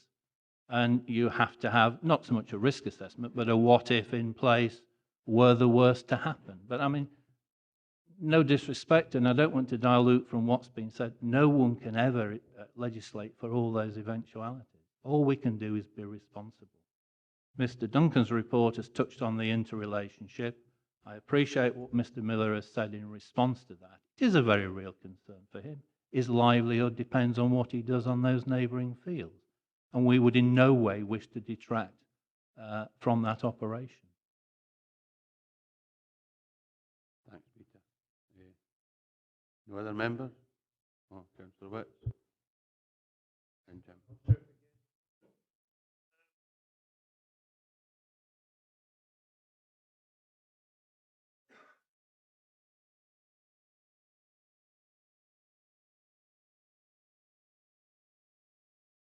No, they're not. They're a combination of mostly sale, but also a potential hire fleet whereby existing hire operators up and down the country, or the applicants themselves, would run a certain number of lodges on site for hire, so people can buy into a holiday week, come along, use the facilities and what have you. But the essence of the development is that lodges will be offered for sale. With that on a site of this nature, whether or not you're familiar, I'm certain sure not all members would be, it's the lodge unit that is for sale. The ground beneath it isn't. The ground beneath it remains in the ownership of the site operators, the site owners. Thanks, Alistair. Councillor McComb. Thank you, Chair. The council at the moment are implementing a segregated waste management policy. Is there any requirement for holiday developments to engage in a similar segregated waste management policy? I'd have to look over my shoulder to check whether there's any legal requirement as such, but notwithstanding that, I mean, there has to be an obligation in this day and age for all people to look at recycling where they possibly can. The operation on parks they have worked on before and work on currently is that recycling facilities exist, and they try to minimise the amount of waste that will go to normal council disposal facilities. The intention here, and there's a requirement in any event for a condition regarding waste management facilities, is that effectively it will be done on a private basis and disposal will be organised. But yes, I'm certain sure recycling will be paramount in terms of the client's aspiration. Okay. If there are no other questions, thank you very much for the presentation and for your responses to questions from members. Okay, we're now in session. Councillor Dryborough. Chair, having read all the report and the potential that this actually has, and because it's a phased approach, looking at the responses I got from the applicant's agents, and certainly taking into consideration some of the issues that were raised by the objectors with regard to health and safety, obviously the developer would have management arrangements in place for all of this. I would propose that we go with the recommendations in this report. Thanks for that, Councillor Dick. Yeah, I appreciate the reasons that Councillor Driver has given. I would like to see conditions added, though, if other members are inclined to support this. First of all, if an appropriate condition can be put in regarding the boundaries. I'm not quite sure how to word that at this point, but I would think the issue of safety that Mr. Miller had raised is of paramount importance, not just for his herd, but also for the people who use the area. I would also like to see a condition of some sort where continued dialogue, and have it recorded that continued dialogue carries on with Transport Scotland along the lines that Councillor McCoughtry brought up regarding bus stops and public transport. And finally, if we could address the issue of the outside lighting, which is in keeping with the downward-facing LEDs to address the dark skies and reduction of light. I think condition F deals with the lighting. But I'll ask David just to address the points you're raising. Thank you, Chair. Yes, certainly boundaries, that's proposed condition 1B, is details of soft and hard landscaping and boundary treatment on the site. So that would very much be one of the things we would need to be looking at anyway. The lighting, you're right, that would be under revised 1E. You should read it. It says F, page 51. In terms of the buses, I would suggest if members are minded to do that, you probably add in a new H at the end of that to look at issues of sustainable transport, public transport, those things. The reason I'm hesitant about that is simply because I'm not sure it's open to the planning authority to require bus stops to be formed on a trunk road. I think because that's looked after by Transport Scotland, it would probably be acting beyond our powers to require that. I think there is scope to have other options, and you heard Mr. Brooke make mention of that, to actually have another mechanism of having some bus stops possibly just off the A75. So it's something that would need a bit more investigation, but I certainly concur that it's a valuable thing to actually have on there, and it's probably remiss of us not to have actually addressed that in this condition one anyway. So I'm quite happy to come up with some wording for 1H, which would actually cover public transport. Because Ian did say dialogue, he didn't say a condition. So That's right. It was just as a matter of record. I think it was important that that should be addressed in some shape or form. And are you happy that your issues about the boundary are dealt with in the conditions already outlined and the lighting as well? Because there is reference to both these items in the documentation. Okay, so can you do that, David? Yes, I mean, certainly I think you couldn't have a condition requiring ongoing dialogue. I think we would have to have 1H requiring details to be submitted and agreed by the relevant authorities, be that Transport Scotland, or would have to get involved the bus operators as well to ensure that they were comfortable. But yes, I think there is, I wouldn't be able to give you the wording here and now, I'm afraid, but we'll come up with some wording to actually address that. Okay, so we have a proposal to approve the application subject to the additional condition that has been raised, and I've now got a number of members. I've got, I don't know what order, but I've got Councillor Gilroy, Maitland and McKee, and Diggle. So Peter first, was it? Okay, go for it, Peter. Thank you. Having listened to everything, I simply think this is in the wrong place, and I would like to propose a motion that we actually refuse this on the basis of that it is out of character and out of scale in such a rural area and would have a significant adverse impact on the local environment. Okay. If you have a seconder, we'll come back to the terminology and make sure that Ron is comfortable with that. I've now got Councillor Gilroy. Well, it's just to do with this, if it was to go forward for approval, it's 1B condition. And I'm not entirely sure that just to mention boundary treatment is strong enough, if I'm being perfectly honest. I think it's a concern that has been brought up by, well, I brought it up initially, and I think one of the objectors has brought it up, and I think we need to beef it up a little bit, and I wondered how that could be done in planning terms. Just because when you come back to this, these are the conditions that are there that officers will deal with, and it doesn't really emphasise the importance of these boundaries, that they are really solid and going to do the job they're meant to. I feel we need some more in this actual recommendation somehow. We'll come back to the wording at the very end. It'll give David and Robert time to think about how they might word it, and then we'll try and gather together members' thoughts. Councillor Maitland. I have sympathy with members' concerns about what this is going to look like. We don't seem to have any option in terms of what we're being asked to do here, because it's we cannot go for an agreement in principle. We have to go for a change of use. I actually don't agree with Councillor Diggle, with the greatest respect, because I think, in fact, surprisingly, this is surprisingly well placed for this sort of development in terms of where it is with respect to transport.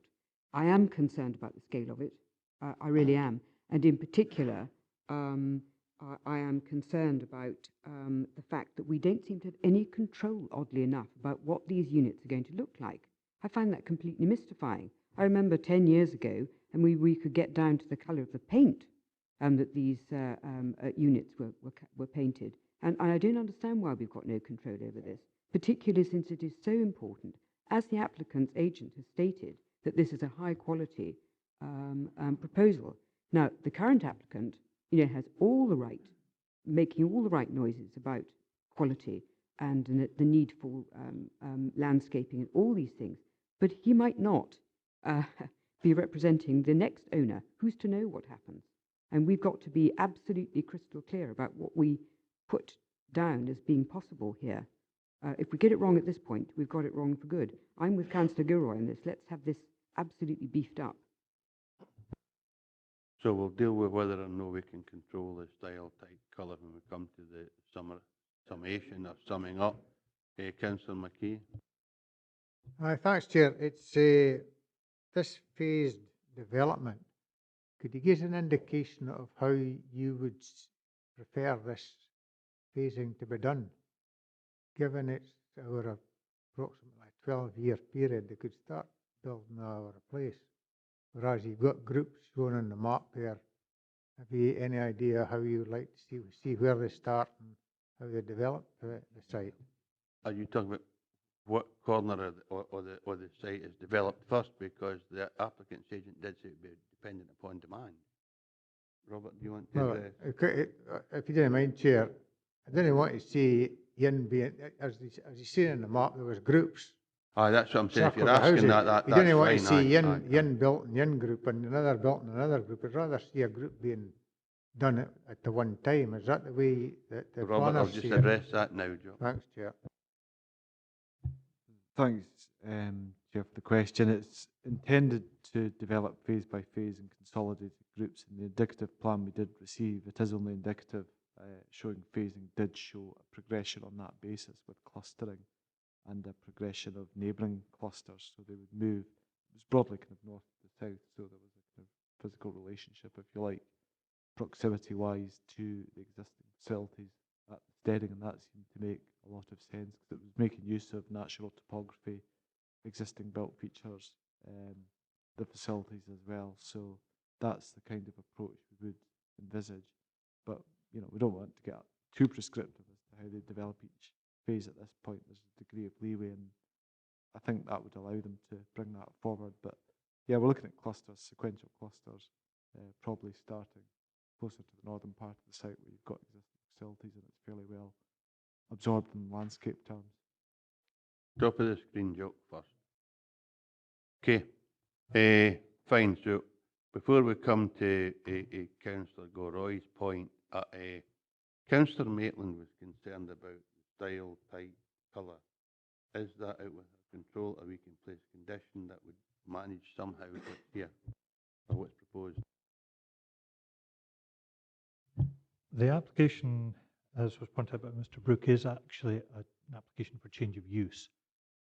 Therefore, it needs a licence from Environmental Health for a site licence for the actual units that you would see, provided those units meet the definition of a caravan under the 1960 Caravan and Camping Act. You're right, we don't actually, from a planning perspective, have a control over the units that go in. We've been given indicative idea of the sort of lodges that they're intending there. They're clearly looking at that type of development rather than static caravans. But in pure planning terms, we wouldn't have a control over that subject to the site license. That looks at the proximity between the actual units, how they would actually be set out within the site. But because it's a change of use of land, no, we cannot control those. Okay, that solves that. Councillor Gilroy, if we agree this application, you hope to change somehow the fencing arrangement or have it more prescriptive within the document? Yes, well that, and also just the importance of it. I don't think there's a level of importance in the recommendation here, what the boundary is actually trying to do, which is protect both sides from any, protect the miller's cattle from being disturbed, and also protect people from being able to access his land and get into trouble. And I don't think it's not emphasised enough here, and I just don't want to let go of that because I think it is an important. Before David answers, you remember we can't be unreasonable with the requirements that we place on people. But David, can you respond to that? Well, looking at B in its totality, you're talking about details of soft and hard landscaping and boundary treatment within the site, including internal and peripheral landscaping, the retention of existing trees together with sequential phasing plan for implementation, and a long-term management plan for the woodland areas to be retained within the site, hard surfacing areas and perimeter walls and fences. I can't really think of a planning way of actually saying more than that. I mean, it is clearly, in terms of the condition, it's quite specific about the things they have to do. However, two issues do come to mind. One, you've got the landscape architect's comments, which are in the public domain, they're in the report, and that's a clear steer for the sort of thing that we'd be looking for. And obviously, you've got the applicants and agent here today who have heard the members' view on this. You've clearly given your view on this one, which would, I would hope, be taken on board. And as officers, we would certainly make sure that any scheme that did come in would cover that. So I can't actually suggest any additional wording, because I think it actually captures the essence of what you've said there. And as Robert rightly said before as well, you probably can't be too prescriptive, but reading that condition with the landscape architect's comments and the comments of the members today, we can certainly make sure that any scheme that comes forward complies with all those issues. Satisfied with that, Patsy? Ian? Just on that, David, I mean, is it possible to include something within that condition which acknowledges the use of the neighbouring land that would help sort of, I suppose, qualify why we're actually looking at or placing such importance on this? David? It's a tricky one. The planning system operates in the wider public interest rather than looking after any individual interest. So whilst I've clearly understood what Mr. Miller is saying, I think it does come down to Mr. Brooks' point about it comes down to the management of this with the actual operator of it, looking at making sure that there aren't people going across the land. I'm struggling to find other words to actually say which would be competent planning terms to put on there, but take it as read that we've heard the conversation, we know what we would have to look for. I suppose, could we add, would it be reasonable to add any fence should be not less than 1.2 metres high or 1.3 metres high and of a specific design that then it sends a message, it doesn't specify, but it sends a message that we're looking for I don't know, you call them checkered mesh type fence. So you don't specify it, but it's of a type like that that would then satisfy others that we were trying as best we could to identify a style and type that might be useful. You can't come back, sir, I'm sorry. But whilst members are or while officers are contemplating that, Councillor McKee. Thanks, Chair. I think on that issue, I would have thought that the people that are running the facility, if you like, here, even though they've stolen the buildings, should be putting letters out in all of the facilities to ensure that the other farmland's not touched. But what I was wanting to ask was, given you're saying this application is for a change of use of agricultural land, and what Councillor Maitland said, and we can't touch that because it's not in this application, should that application come back for the type of accommodation that they're putting in place? No. And looking at that map, you kind of wonder about the crowding round about the edge as well. Unfortunately, no. David's already explained. I'll ask him to do it again, why we are where we are. And I think it would appear all the applicant's agent kind of come back and we talked about 1.2 metre fences. He would nod and said an agreement, but that's by the by. David? Yeah, and that's the difficulty. If it meets the definition of a caravan, it can be moved into site in no more than 2 units and bolted together to make a single element, then that is a caravan. Therefore, they wouldn't need a further planning application. They would need a site license from Environmental Health, which will give the detail, but that obviously won't come before this committee. In terms of just speaking to Robert on that one, I think whilst I don't see any possibility of changing 1B to actually be more specific, it could be too prescriptive. I think what we could do is attach a directive to any planning permission which would make clear that the expectation of site boundaries should be stock-proof fences along any boundaries which abut agricultural fields containing stock. And that's not a problem putting that on, which would hopefully get over the clarity which the committee want to put in, but it's not a prescriptive condition as such. Thanks for that, David. Okay, we seem to have exhausted that discussion. Peter, before we ask whether your motion is competent or no, I'll ask if anybody's willing to second it. It'll save maybe a bit of a to and fro with wording. Is anyone willing to second Peter's proposal that this application be reviewed? Councillor Witt? Yes, I'm willing to second it on the grounds that Peter has outlined in terms of the scale development. Okay, I don't think that's just exactly what Peter was saying. So Peter, can you rehearse again your reasons for refusal, and I'll ask Ronan to confirm whether or not that's competent. Thank you. I'd want a refusal on the basis that it is out of character and out of scale in such a rural area and would have significant adverse impact on the local environment. I'd also like to add my concerns about the dangers of going into the agricultural fields, and no fence other than... That would never be accepted in planning terms. It has to be planning terms and planning terms only, the reason for refusal. Can you just read it? Oh, unless Peter wants to add something else.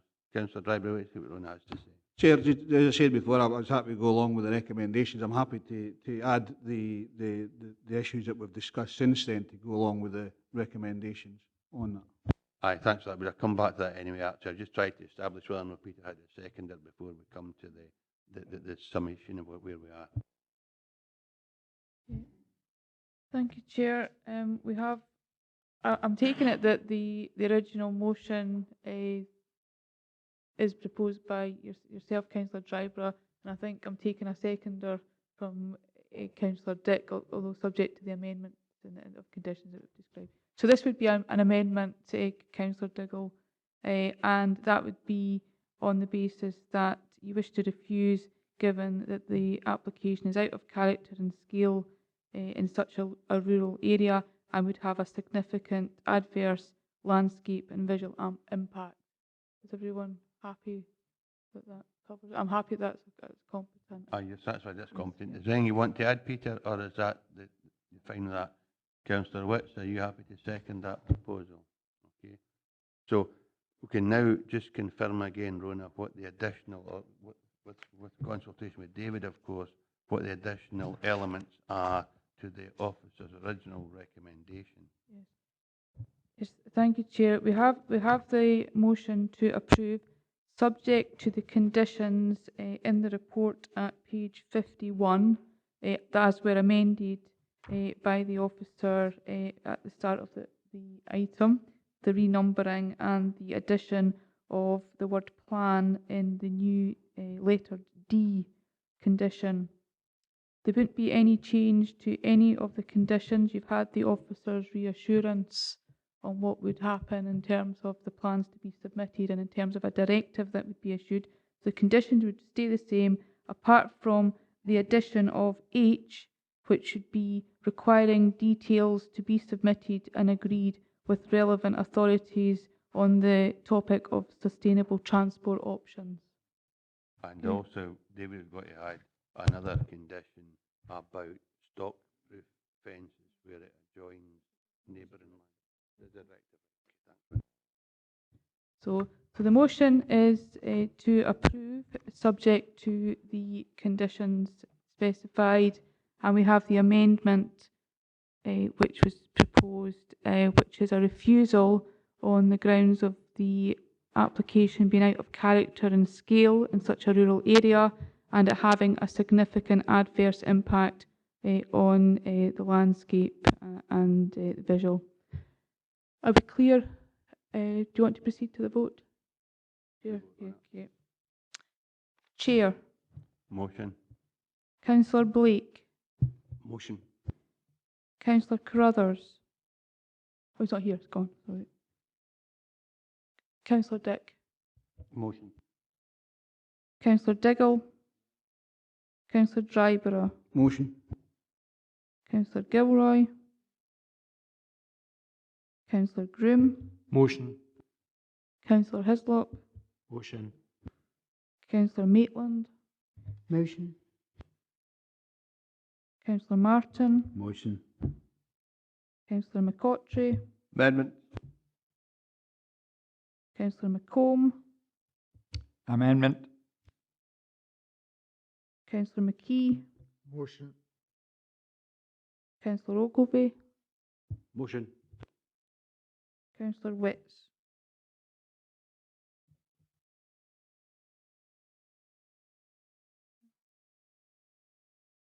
The motion is carried, 11 votes to 4, and the motion being for the planning permission to be granted. Thanks for that, Rona. We'll now have a 30-minute comfort break and we'll return it to item number 6. Change of use of agricultural land to site trailer to contain light detection laser system to measure wind profile for a temporary period of 12 months at land at Chapman's Howe, approximately 1 kilometre east to the B727 at Little Sypland, Kirkcudbright. The application type's full planning permission. The recommendations approved subject to condition, and the case officer is Robert Duncan. Robert, you take us through your presentation, please. Thank you, Chair. Starting with the actual location of the development, it's on the southern side of the B727 public road, as you'll see from this. It's the brown route with the green dots and it's signifying the national cycle route. It's fairly close to the Chapman's Howe wind farm development, which is referenced in the background to the actual report, which is presently subject of an appeal for non-determination. This is a view of the proposed site in much greater detail. So it shows how it sits relative to Watercourses roundabout. It's essentially, as you'll see from the photographs, in an area of kind of upland grazing, elevated land. That's coming out at a wider level. Again, it maybe shows, it's maybe more helpful in showing the context of the site. So you've got Kirkcudbright located in the bottom right-hand corner, and you can just see Gelston in the top right corner at the crossroads. So it's approximately halfway between the two, just south of the B727. In terms of the physicality of the proposal, this is the trailer. It's proposed that the apparatus would be within this. So you're looking at something 4.88 metres long by 2 metres wide by 2.74 metres high. And you've got a photograph there, just in the bottom right corner, just to give you an indication of how it would appear. Looking at the actual photographs now, this is a view looking west from the proposed apparatus site towards the existing turbines. Those are each 19.8 metres base to tip, and the B727 is beyond that. You can see the line of trees on the right hand side that follow the road at this point. Just as another reference, Little Sypland Cottages are located on the far right of this picture in the middle distance, so you've got that little cluster of development there. Next photograph, similar viewpoint. It's looking more in a southwesterly direction towards Hartburn Cottage, which you can see there. And you've got the farm buildings and so on located on the left-hand side. In terms of distance, this is at a range of approximately 400 metres as the crow flies. This is moving actually onto the B727 public road. This is looking in kind of south-southwesterly direction towards the application site. And finally, you've got a view north from the access road serving Hartburn Farm. So almost the opposite view from what you had 2 slides ago. So this is looking north. You've got the 2 turbines I referenced earlier there, and the actual site itself would be located within the distance. The B727 runs in front of this more elevated area of land, and you can see the trees that bound that, if you like. Key points in the report: the proposal is not for a mast. It is for a light detection and ranging, known as LIDAR, that's the acronym system. It's trailer mounted for a temporary period of 12 months. The proposed laser apparatus would not be visible to the naked eye because of the wavelengths that it would use.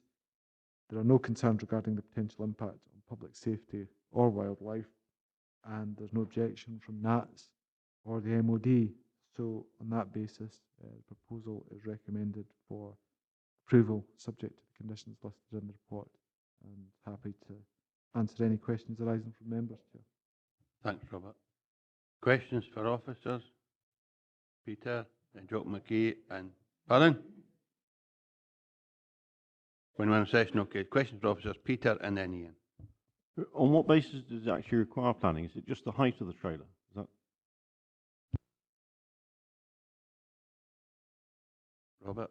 it's really use of the land for siting of the apparatus. I mean, obviously the trailer is not fixed to land, it's not operational development, it's the fact that you're siting it there for a fixed period of 12 months. So technically, very technically, it's change of use of agricultural land to site a trailer for that particular purpose. It's a non-agricultural purpose. Okay, Peter. Ian? Jane? Did we miss a trick then? Could we have time limited 444 trailers on wheels earlier on? A question? Okay. Any other questions for the case officer? In that case, there are no speakers, neither objectors nor representatives, so we are in session. Members, Councillor Brybrat? Just go with the recommendations. Okay. Second that, John Martin. Joke McKee? Is there any need for this, given that there's a mast 73 metres away? I take it these people don't exchange information, is that? Well, probably nothing to do with whether they do or no. I think in order to provide submit an application, they'll need to provide data supporting it, and that the only way to do that would be to have the information from the site location. That's my only assumption, but maybe David could help with that, or Robert. Quite happy to clarify, Chair. There's no test. They don't need to demonstrate a need for the proposal. When they bring it forward, we've got to assess it on its own merits. I'm assuming in this case, as opposed to a conventional mast, there are advantages to this system from what I understand from the background literature. Because it's a laser system, you can actually, if you like, test the wind resource at various heights, which you can't do with a conventional mast, in the sense that once you've got your apparatus at certain heights on that mast, you're fixed to that. This does allow a greater degree of flexibility, and I think the data you get from this is in some ways superior to what you would get from a mast. And obviously, given the wavelength of the laser, there's no obvious visual impact from this other than the trailer itself. So I suspect the reason for the development is they want extra wind data for this site for their own commercial reasons, to work out if it's viable as a turbine site or not. Thanks, Joe. So we have a proposal to approve from Archie and a seconder, John Martin. Is any other member otherwise minded? In that case, Rona, can you confirm the committee's decision, please? Yes. Confirm the decision of the committee is to approve the application subject to the condition contained in the report. Thanks, Rona. Item number 7, erection of dwelling house, formation of access and installation of septic tank and soakaway at Loaningfoot, Southerness. The application type is full planning permission. The recommendation is to refuse, and the case officer is Andrew Robinson. Andrew, will you take us through your presentation, please? Okay, thank you, Chair. Yes, this is an application for full planning permission for the erection of a single-storey dwelling house on the edge of the small building group of Loaningfoot, which is near Southerness.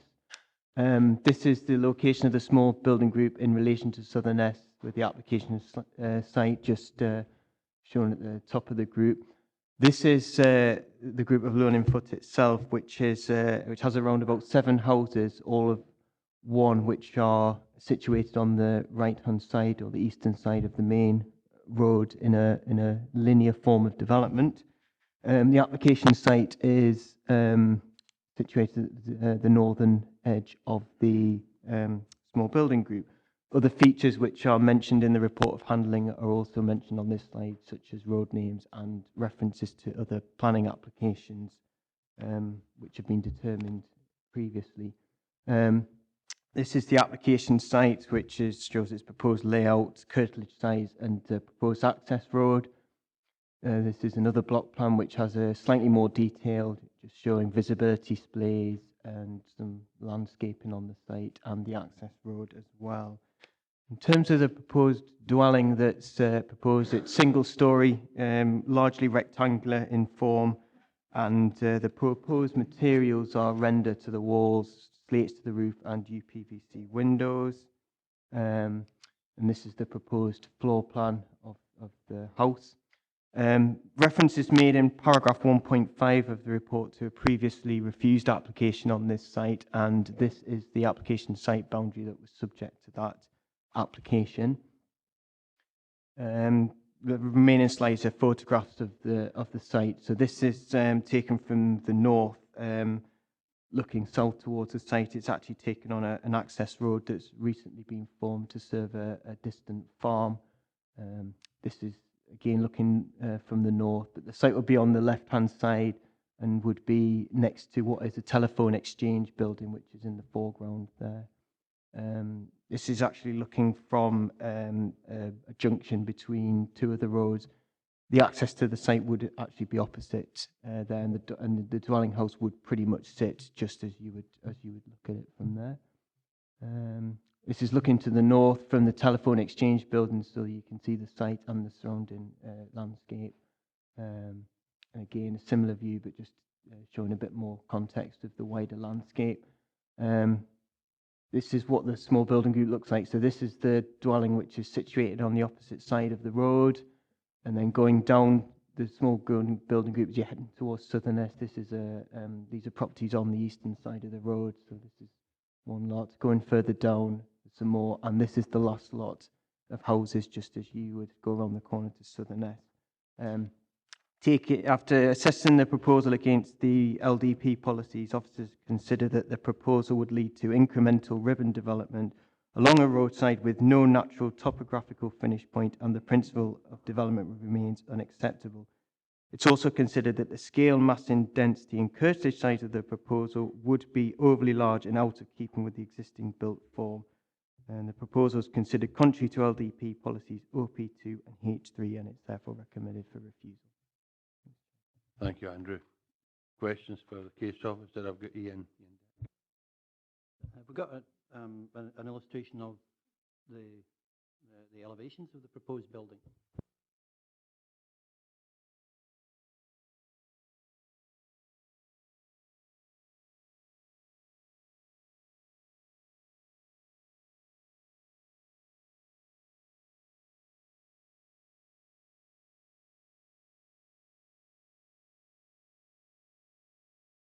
Okay, Ian. David McKee? No, okay, sorry. Questions for case officer? Jim? Thanks, Chair. Does the new farm access road not provide a topographic boundary? That point has been considered, and it's actually assessed in paragraph 4.8 has the officer's opinion on whether it's a natural topographical point, and it's considered by officers not for the reasons in paragraph 4.8.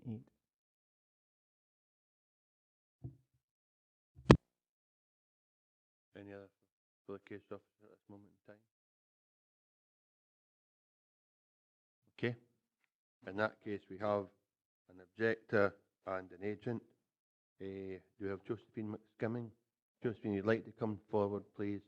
You'll have 3 minutes to make your presentation, and I'll remind you with 30 seconds to go to just bring your presentation to a conclusion. Thank you.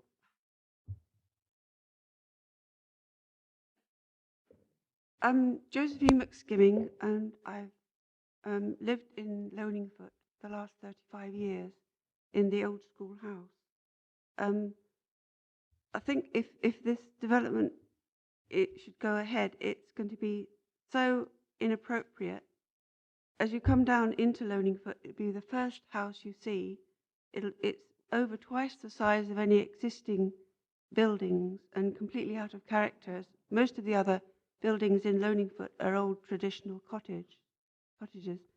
There are 2 other modern houses in Loaningfoot, but they're sandwiched between existing cottages and well screened by trees and vegetation, and are in themselves about 40 to 60 years old.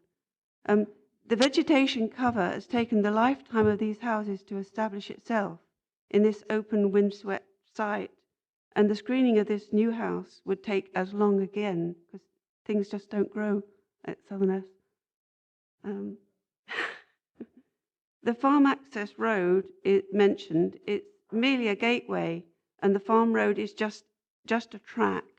I think the boundary is too far from the house. The track is too far from the house to form a boundary of any sort. It's just a wire stock fence there.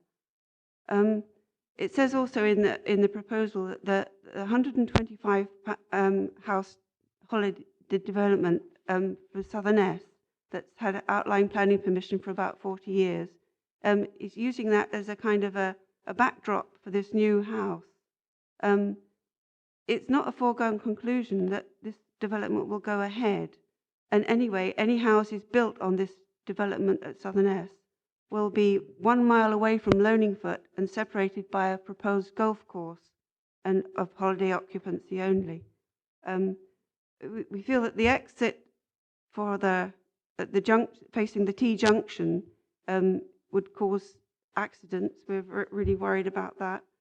The applicant says that he wants to move into land near Southerness for his business, but he's actually got a house at Southerness and land at Southerness, and if he wanted to move closer to his business, he could have done so years ago. And we've got concerns that once his property is built and lived in, that given the size and site of the site, the applicant will apply for further housing on it. You have 30 seconds left, Josephine. Pardon? You have 30 seconds remaining. Right. I've lost my track. The photographs in the application imply that the new house will be similar in size and character to the ones already there, but it's just off the wall. It's just so big and so out of keeping that it will spoil a very small traditional hamlet. And we're worried that if any building development goes ahead, it's not going to sell because nothing else is around there, and it was going to be left to be derelict. Thank you very much for your presentation. Does any member have any questions for Josephine? Oh, sorry. In that case, Josephine, you'd like to turn to your seat, please. Thank you very much for your presentation. We now have the agent, Lawrence Wilson. Lawrence, again, I'll give you 3 minutes, and I'll remind you with 30 seconds to go just to draw your presentation to a conclusion. Thank you. Obliged. Thank you.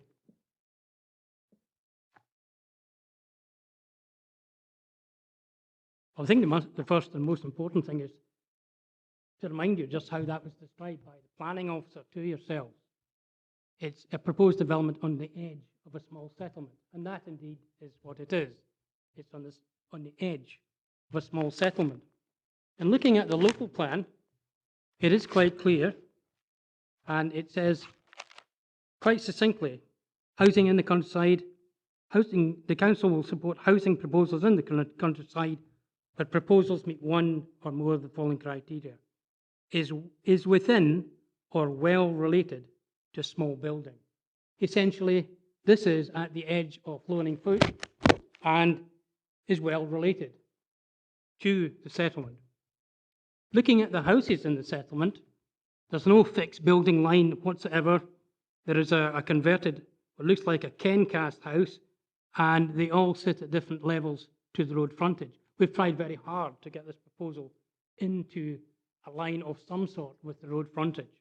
Not too close to the road, as some of them are, right onto the pavement. People say it's a fast road, so we've kept it slightly back from the road.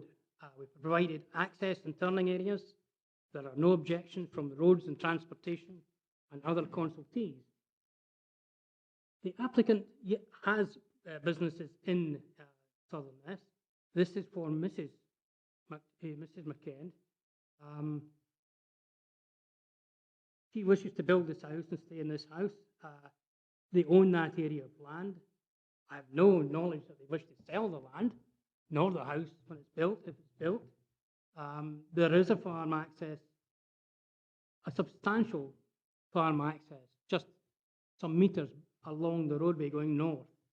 2 5-bar gates, 5 meters long, a large bell mouth, and 10 meters of tarmac.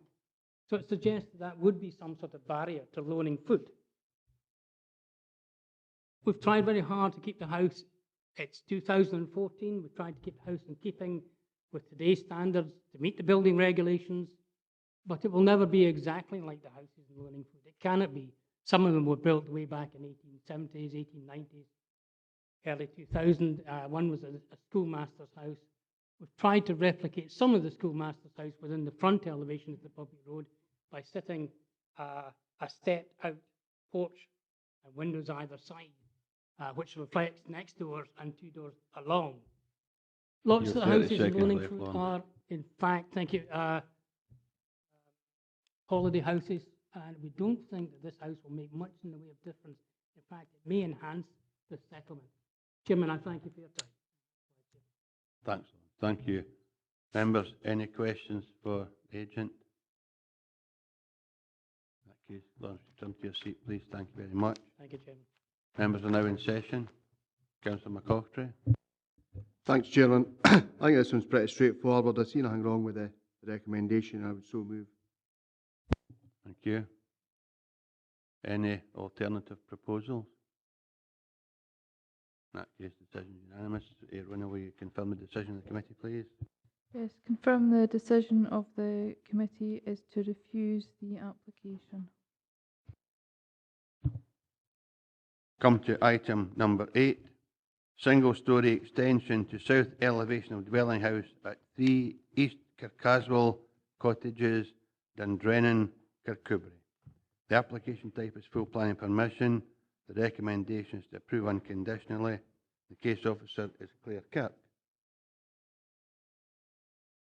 Yeah, I'm presenting it on behalf of Claire.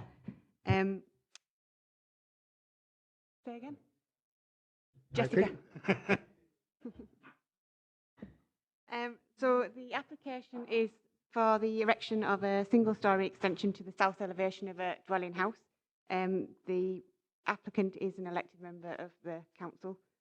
The application site is outlined in red, and the blue line shows the land in the ownership of the applicant. So everything to the right of the line is in the ownership of the applicant.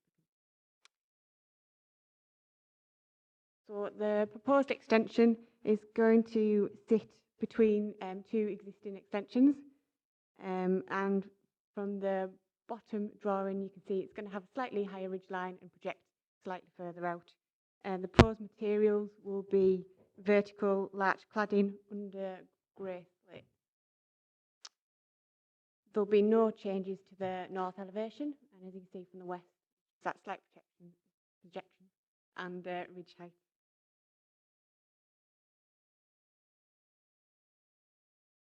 And it's a floor plan which shows creation of a living space. So a photograph of the elevation, kindly done by the washing to show where it's going. So the proposed extension is going to slot between those 2 existing extensions.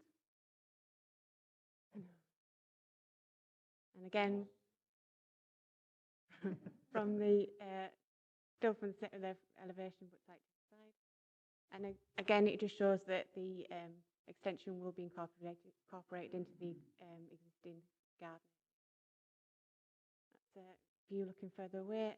Again, it shows it will sit between those 2 extensions within the garden. And from the side, so let's say there'll be slight projection. And the application is recommended for approval. Thank you. Thank you, Jessica, and apologies for getting the names wrong. I'm just reading it off the document, but there you go. And I'm having a bad day with names anyway. Are there any questions for the case officer? Councillor McKee.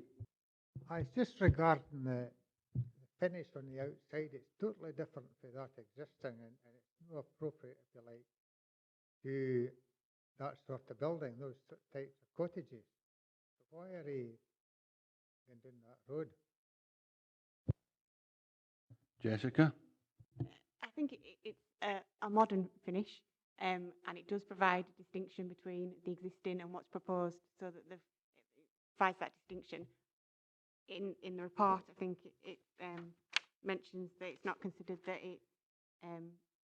it's a distinction, but it's not, doesn't consider it to be detrimental to the impact of the character of the.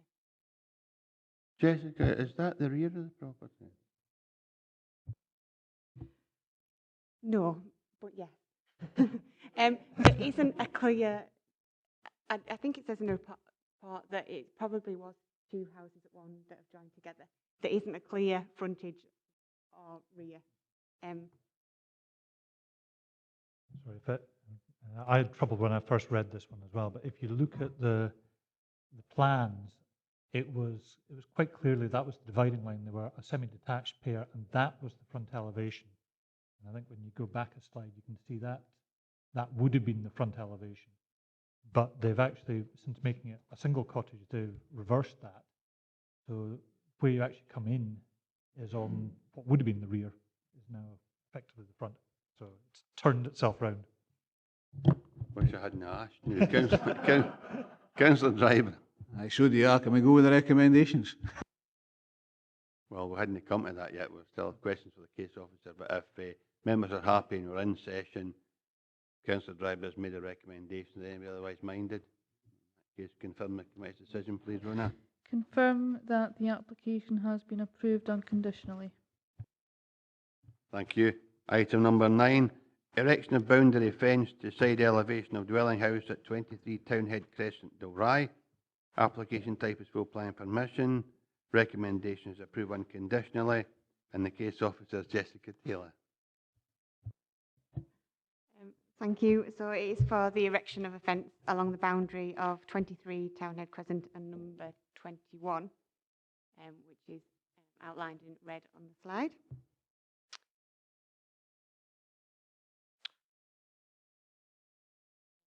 The property is at the end of the crescent.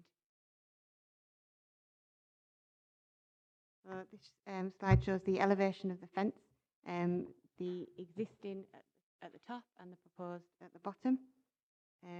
The closest to the dwelling, which is on the left-hand side of the slide, would measure 2.5 metres in height. This will extend for approximately 3.6 metres before sloping down in line with the topography of the ground, reaching 2.2 metres in height before joining the existing fence. On the bottom right-hand side, you can see the typical section of the open-boarded stained fence. So this is a view looking towards the neighbouring property of 21 Townhead Crescent. So closest to the dwelling will be 2.5 metres projecting out, and then it will drop in height. Again, looking towards 21. You'll see there is a change in levels where the garden area is. And this is a view looking straight back towards the applicant's property along the boundary.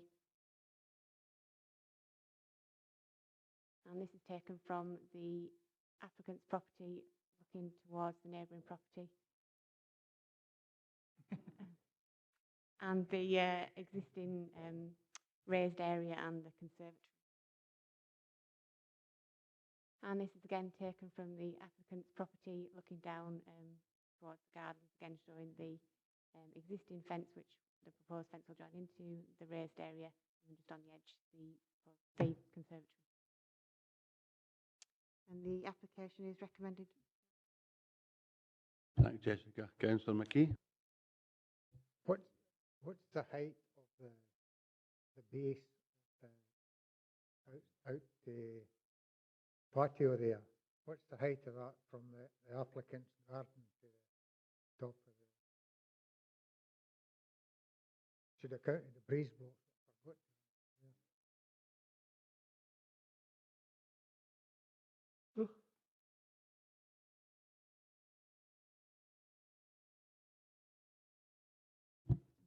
From the ground level at the applicant's side to the top of the railing is 2.21 metres.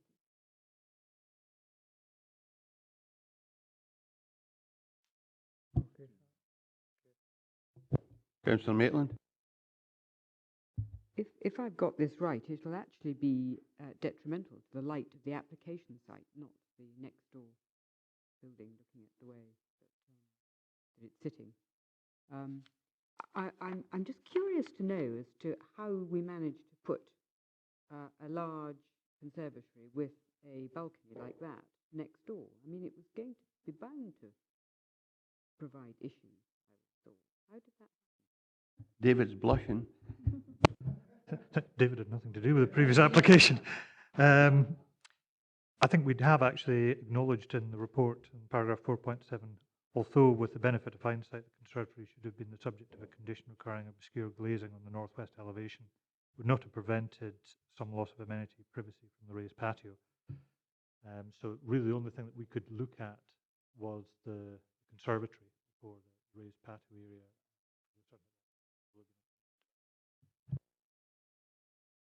Any other questions for officers? Ronnie? Just a procedural question. I mean, grant approve unconditionally. Why wasn't this under delegated powers? Is there a reason why Member it's of come staff. here? It's a planning officer, it tells you in the report. Right. The case officer, the previous one, said it was because it was a councillor put in the application. Aye, there are certain Yeah, I know. matters that it has to come to us, and if one of them's a planning officer, it has to come to us, and the applicant's an officer of planning employed by Dumfries and Galloway Council. Any other questions for officers? In that case, with members on session. Agree recommendation. Everybody happy? Good. Thank you. Rona? Yes. Confirm that the application has been approved unconditionally. Item 10, appeal decision, information only, noting members happy to note the appeal decision. No other business. Thank you very much for your time. Thank you.